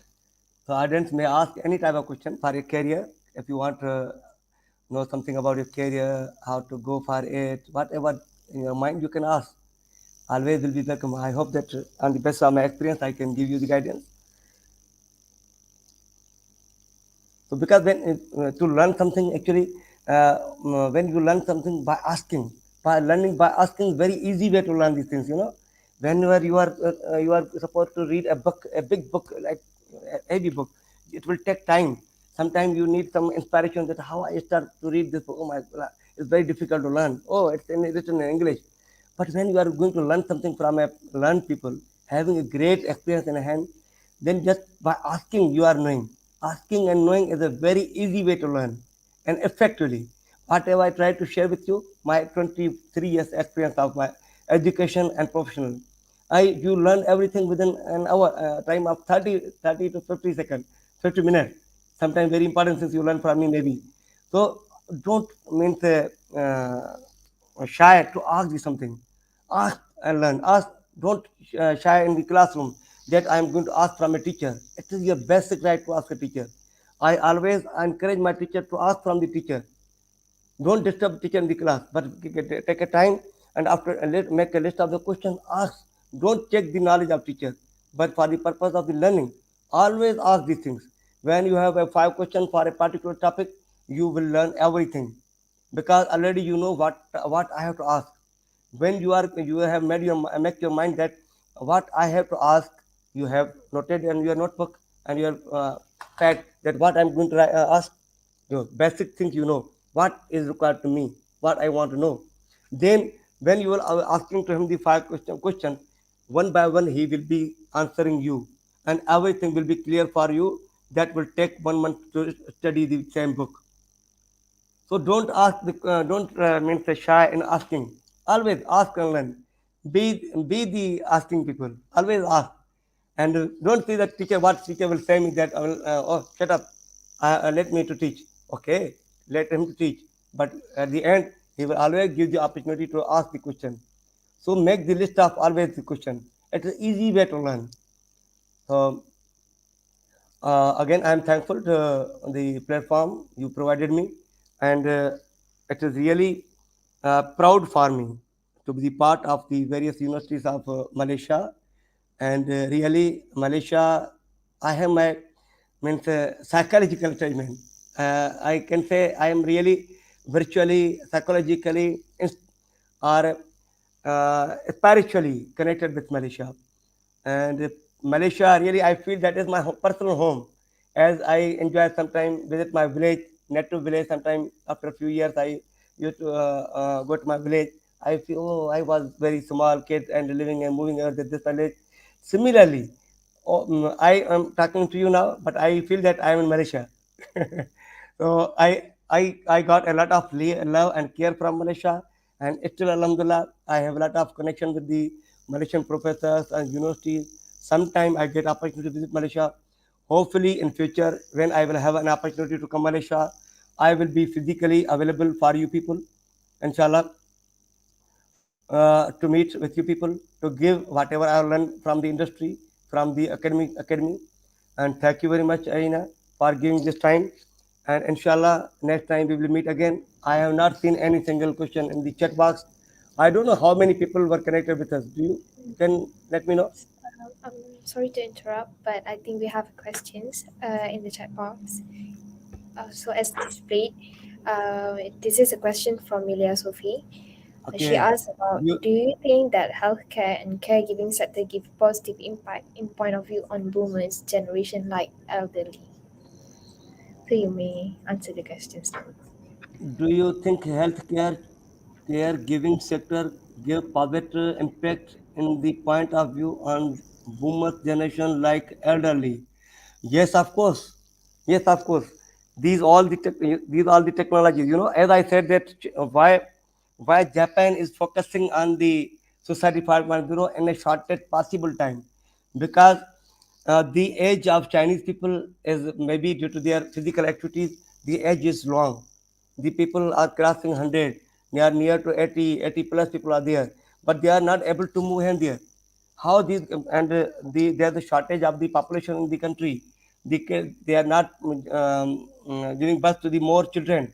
and whatever the elders they are working in the industry or in the factory or in the who will take care of these aging people. Definitely, they are very much worried about these aging people.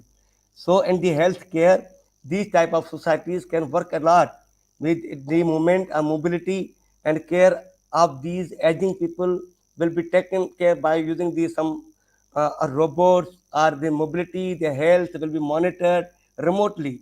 Either I am working in the America and my mother is in Pakistan and she is very old. How I can take care of it? Her?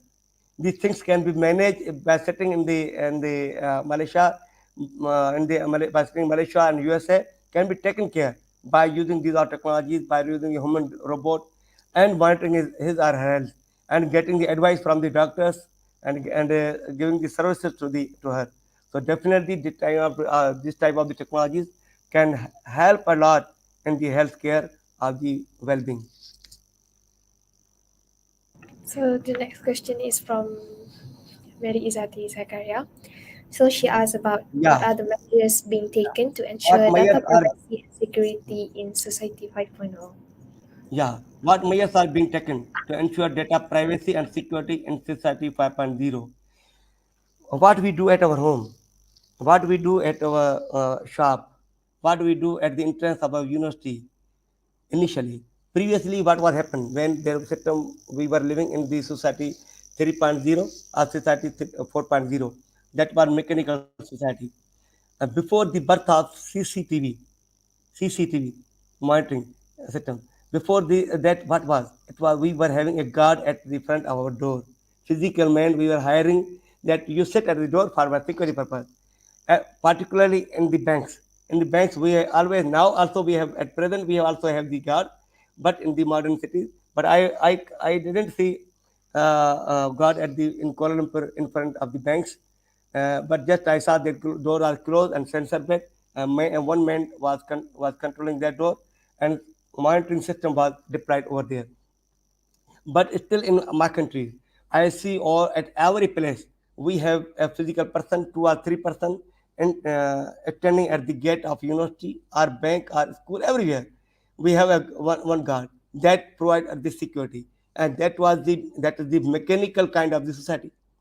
Then we improved their security and we tried to unmanned the shop or university in the for the security purpose. We bought a technology that was just controlling the door. That we have a button or some sensor that help us to control to close the door. Then, with the help of technology, we got an entrance card that only authorized person are allowed to enter the card. Again, that is security. That always the door is closed. Only authorized people will be allowed to enter in the lab, in the classroom, in the bank. Again, that is security. Has improved, improving the security and making more reliable because man is not reliable. Man again can some give some negligency that looking here and there and can robber can enter in the shop, but the technology cannot defeat you, and that is reliable. So we produce the cars that help us to enter in the any office or bank or somewhere else. Then after that, in the shop for the continuous monitoring or security, we produce eyes cameras and in the front of the door of the shop, school, or university, or bank, everywhere, or in even every jalan, every road, we have the cameras to monitor for the security purpose. Similarly, when we have the network, what type of network? Transportation network. With transportation, tele computer networking transportation, in which our data is being transported from one place to another frame, from one computer another computer, from one device to another device. It is similar to the our road traffic. What is on the road traffic? We have see several directions. We have traffic police to monitor the traffic, to give us the directions. We have signboard. We are maintaining our traffic by putting some signboards, some security. Some we say that they're the hill. Many things are there that, as for the security purpose, the driver can monitor and drive carefully and safely. Similarly, when we have the tele traffic or data traffic, we have the network, we have internet. Internet is nothing, it is not data. Internet is the network of networks, internet interconnection of the various network of the networking. When the various networks, small network connected together, making an international network, and that is said to be the internet. Or and when we have the internet and some data is being transferred from one place to another place, definitely again we need the security. How I can say that my account is secure? Because I have given you the your password that that only you know, but not other people knows, and we made that security. Similarly, we have the cyber security, complete cyber security system, our cyber security departments, our cyber security undergraduate level program. These people are only working and working to secure that data, network, devices. The security of the data, privacy of the data, authentication of the data is being monitored by the modeled system that are being designed under the umbrella of cyber security. So you can imagine previously we have had only some password like that, security, the CCTV is like that. So in networking or computer data or computer networking, we have now separate areas that is said to be the cyber security, and people are giving the 4-year program in the cyber security only. So you can see that how much the world is working on that area to work on only on security. So there is a great room of the work and providing society under the umbrella of cyber security. So that is ensured, that is completely sure. And nobody has taken amount from my bank account online. Actually, I am using it since many years. I am just I'm not going entering in the bank. I am transferring all amount from my mobile. I am purchasing things by using my internet connectivity. Still, I have not means felt that there is a security issue with my account or this transformation, sending the money or receiving the money. So make it sure and make uh, uh, your trust means on the technology that can helping us.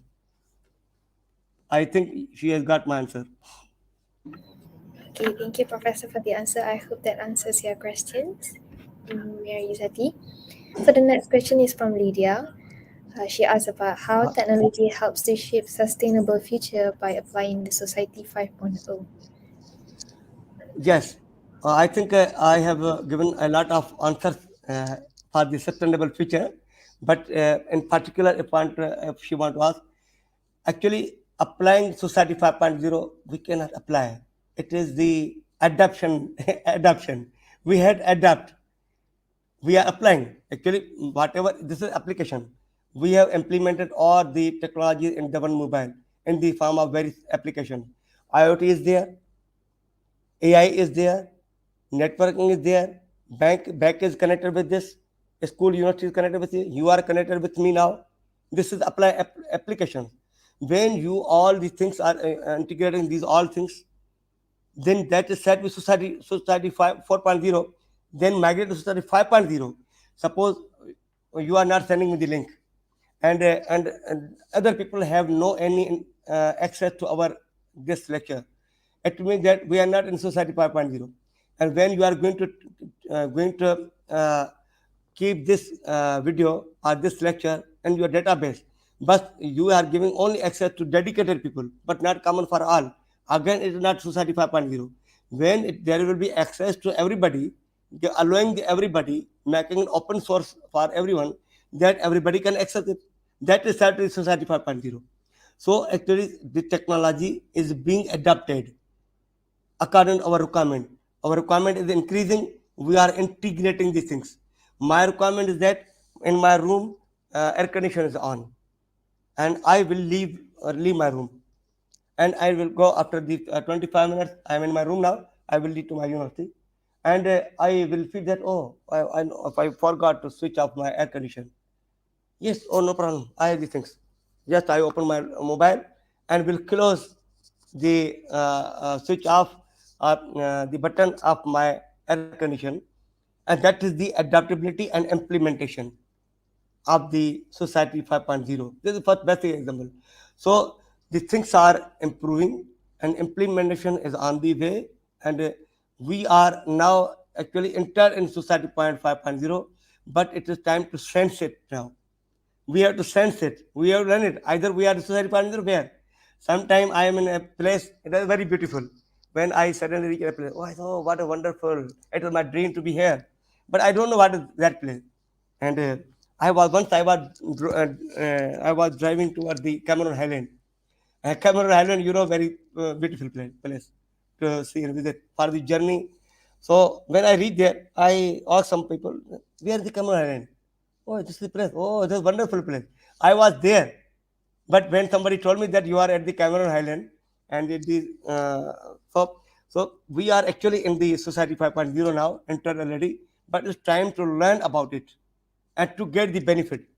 Suppose if we want to get the benefit of Society 5.0, try to monitor every equipment of your home and your mobile, the physical, all the devices or the equipment at your home will be connected with the IoT, and IoT will be programmed with program, and that program will be installed in your mobile or laptop. You are on the internet, and your physical devices are connected with the cyberspace, and you are monitoring it everything. So this is again Society 5.0. So we are actually in the Society 5.0, and uh, uh, this is time to means integrate it. It is time to integrate. Is it affordable for me or not? Is it I'm going to afford it? I'm going to adapt it. So that is why. So future will be like that. Definitely, when the my affordability will be increasing with respect to time. Previously, I was not in position to buy the mobile of 2000 RBM RM. No, I was not unable, but now I'm able to buy. Previously, I was not able to buy a car, but now I have two cars. And at every Malay's home, you see two new cars, almost two motorbikes are there, at least. Every person every kid, everyone has this mobile in hand. Previously, people were surviving on only durian. People were surviving only on durian. 50 years ago, 70 years, 80 years ago, that is why that become the durian become the national fruit of the Malaysia. But now we have many things in hand. With respect to time, our demand is increasing. The demand is increasing, then opportunities are increasing. So technology is not replacing the people, but providing great opportunities and facilitating us. And so adoption is only the thing is adoption when we are going to adapt it. Thank you. Great, thank you, Professor, for the answer. So we move on to the next questions. This is from Amira Shahira. She asks, Okay. based on the SDGs, Sustainable Development Goals Report 2023, what is your opinion on the strengthened science policy interface between young innovators and investors? Yeah, based on SDGs, Sustainable Development Goals, Report 2003, what is your opinion on strengthening science policy interface between young innovators and investors? Yes, of course. Young innovators and entrepreneurs and innovators. These word is based on you people. Policies are always welcomed. Why always designed and implemented in all the developing and developing countries. And these policies are sent at the lower level and providing the opportunities to the young people to work in that area. When I came to the Malaysia, it was totally sponsored by the Petronas company. Why? Why? Because they encouraged me to come in and work in the area in which you can go in the world and contribute in the to achieve the sustainable development goals. My area of the research in the Malaysia was maritime communication system. We were supposed to design a system that well works for the maritime. The oil companies which are inside the sea need the communication. They were using the communication or data from the satellite. It is costly and little bit ineffective. But when we see at this when we visit at the sea level, we see a layer on the surface of water, a layer, and that is the evaporation layer. Due to the evaporation, there's a layer on the sea level. That is the height of layer at that is the almost 0 to 16 meter, and that is considered as a channel. And that channel were we used for the communication purpose to send the signal and that area, and see the effectiveness of that channel, how we can send the signal and make the communication system for. So Petronas company also funded for that project. For what? For producing new things, to invent the new things, to design a transmitter that have a power which can effectively send the signal in that dirty channel, in the evaporated channel. And sometimes it's also required to dig out the things in the under the sea, to design these things, invent these things that can help us to find these things inside the water. So young people are always welcomed. Without the young people, young inventors, the objective certain development goals cannot be achieved. So they are the great opportunity for you people. We people, the senior people, just can give you the path. You people have to work on. We always welcome you people to work on that area. We can just guide you. We can, and at this stage we can just only guide you. But you people are the workforce that can become the inventor, that can become the investor, that can become the entrepreneur in that area. Thank you. So thank you for the answer too. Moving on to the next question from the same person, from Amira. So what are the potential ethical implications of implementing the Society 5.0, particularly regarding the use of AI and automation? This is a very important question, and the Amira Shahid, yeah, has asked a very good question. Really, it is not the question of the undergraduate level; it is the question of the higher level. I will try to reply you. You know, ethics is a very important aspect of our society. People always lack in that ethics. In the mechanical era or technological era, we forget the ethics actually. Some societies like Japan and somehow Malaysia and somehow in other nations, they work on the at the beginning they work on the ethics.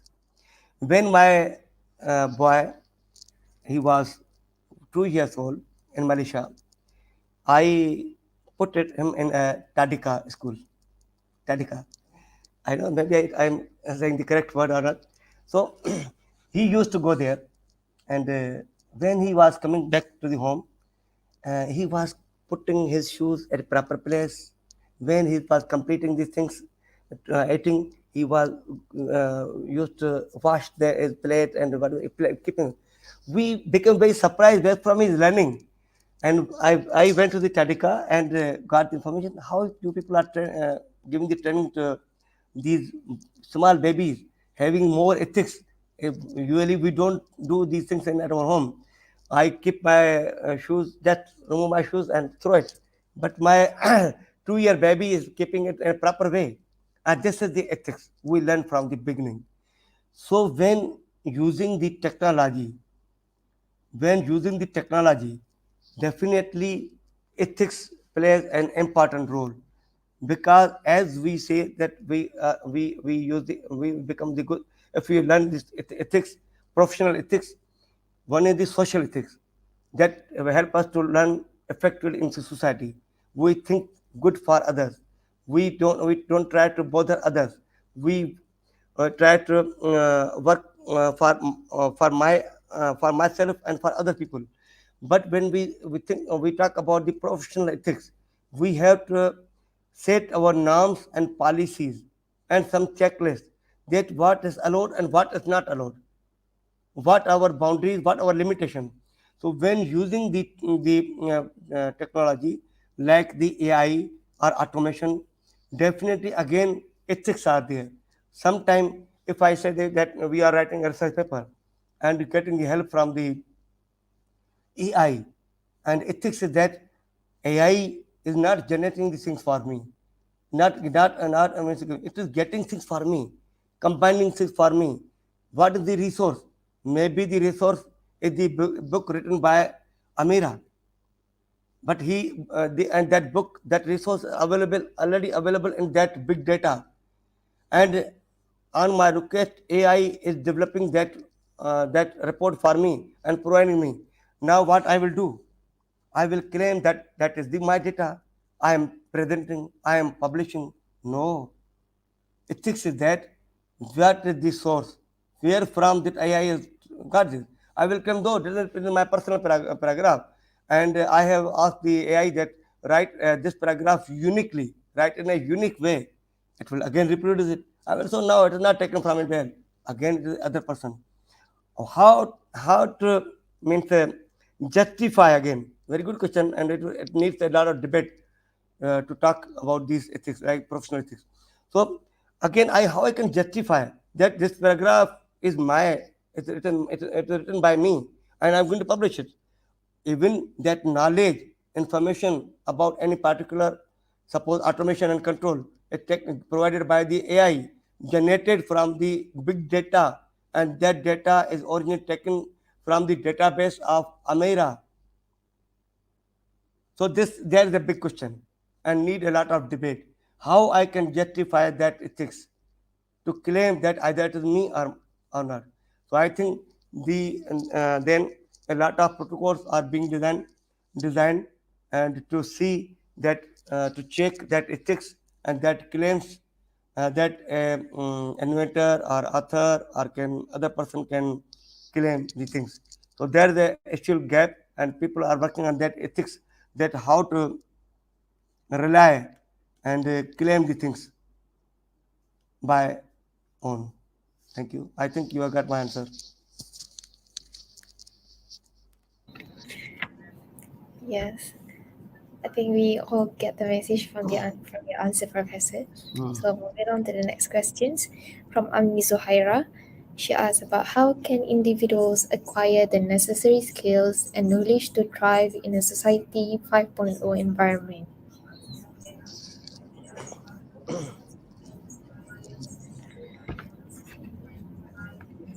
Uh, Amira, Amini, thank you for a very good question.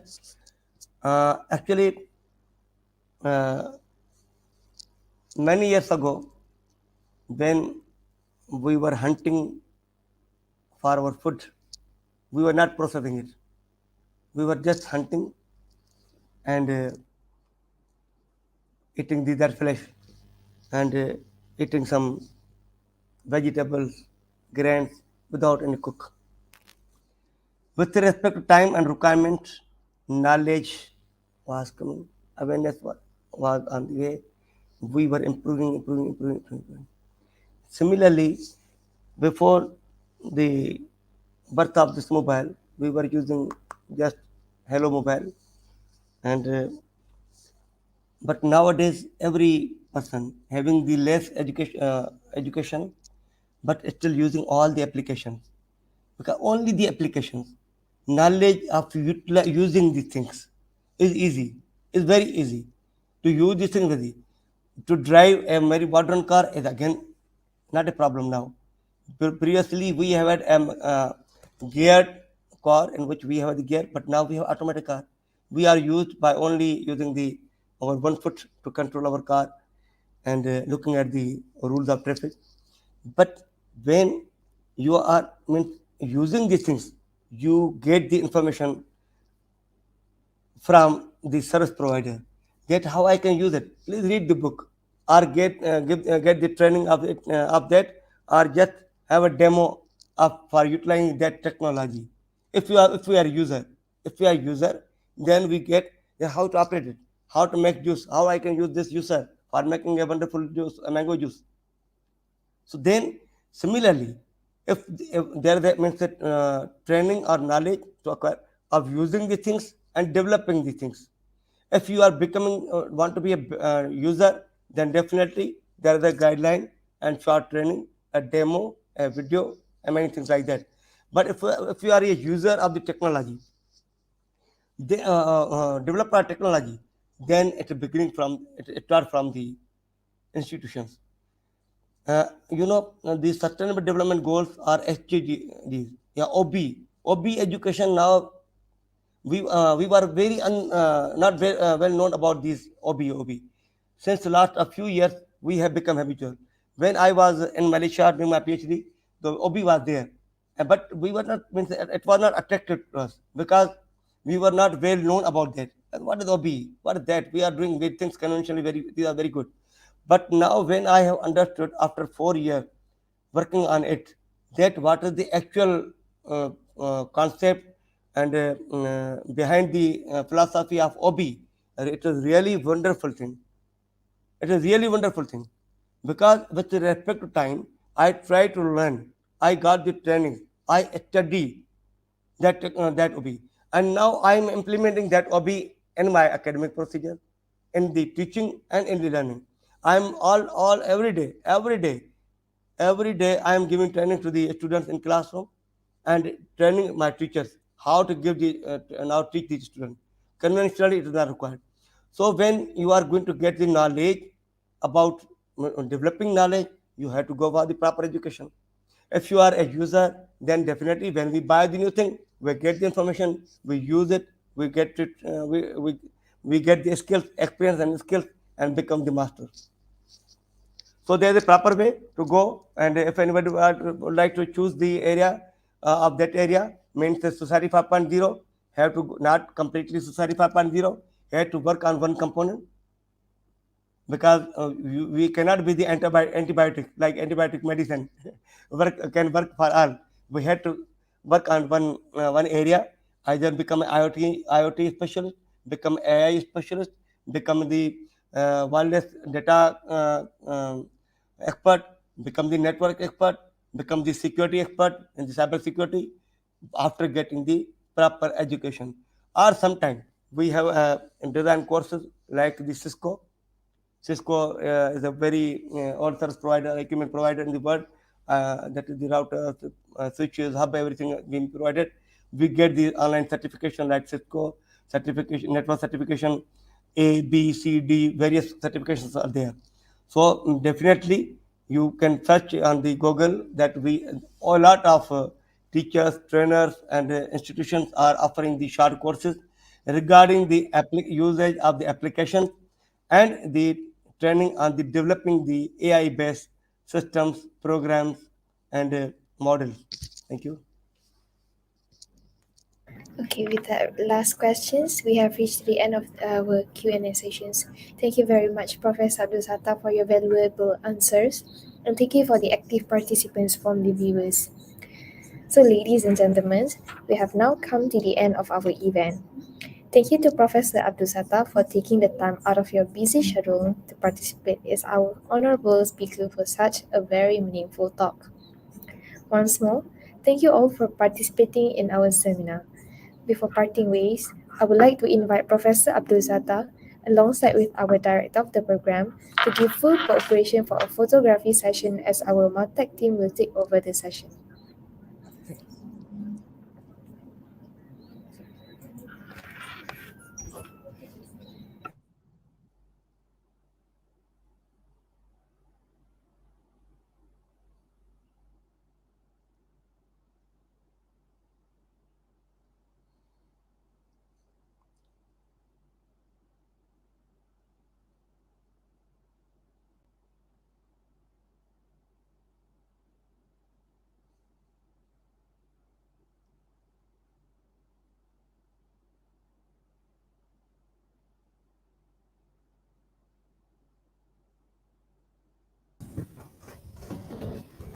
First that.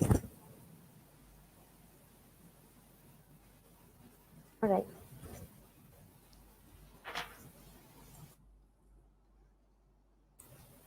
Okay, thank you very much. Thank you. Terima kasih. Very much, Dr. Sattar. Thank you, Professor.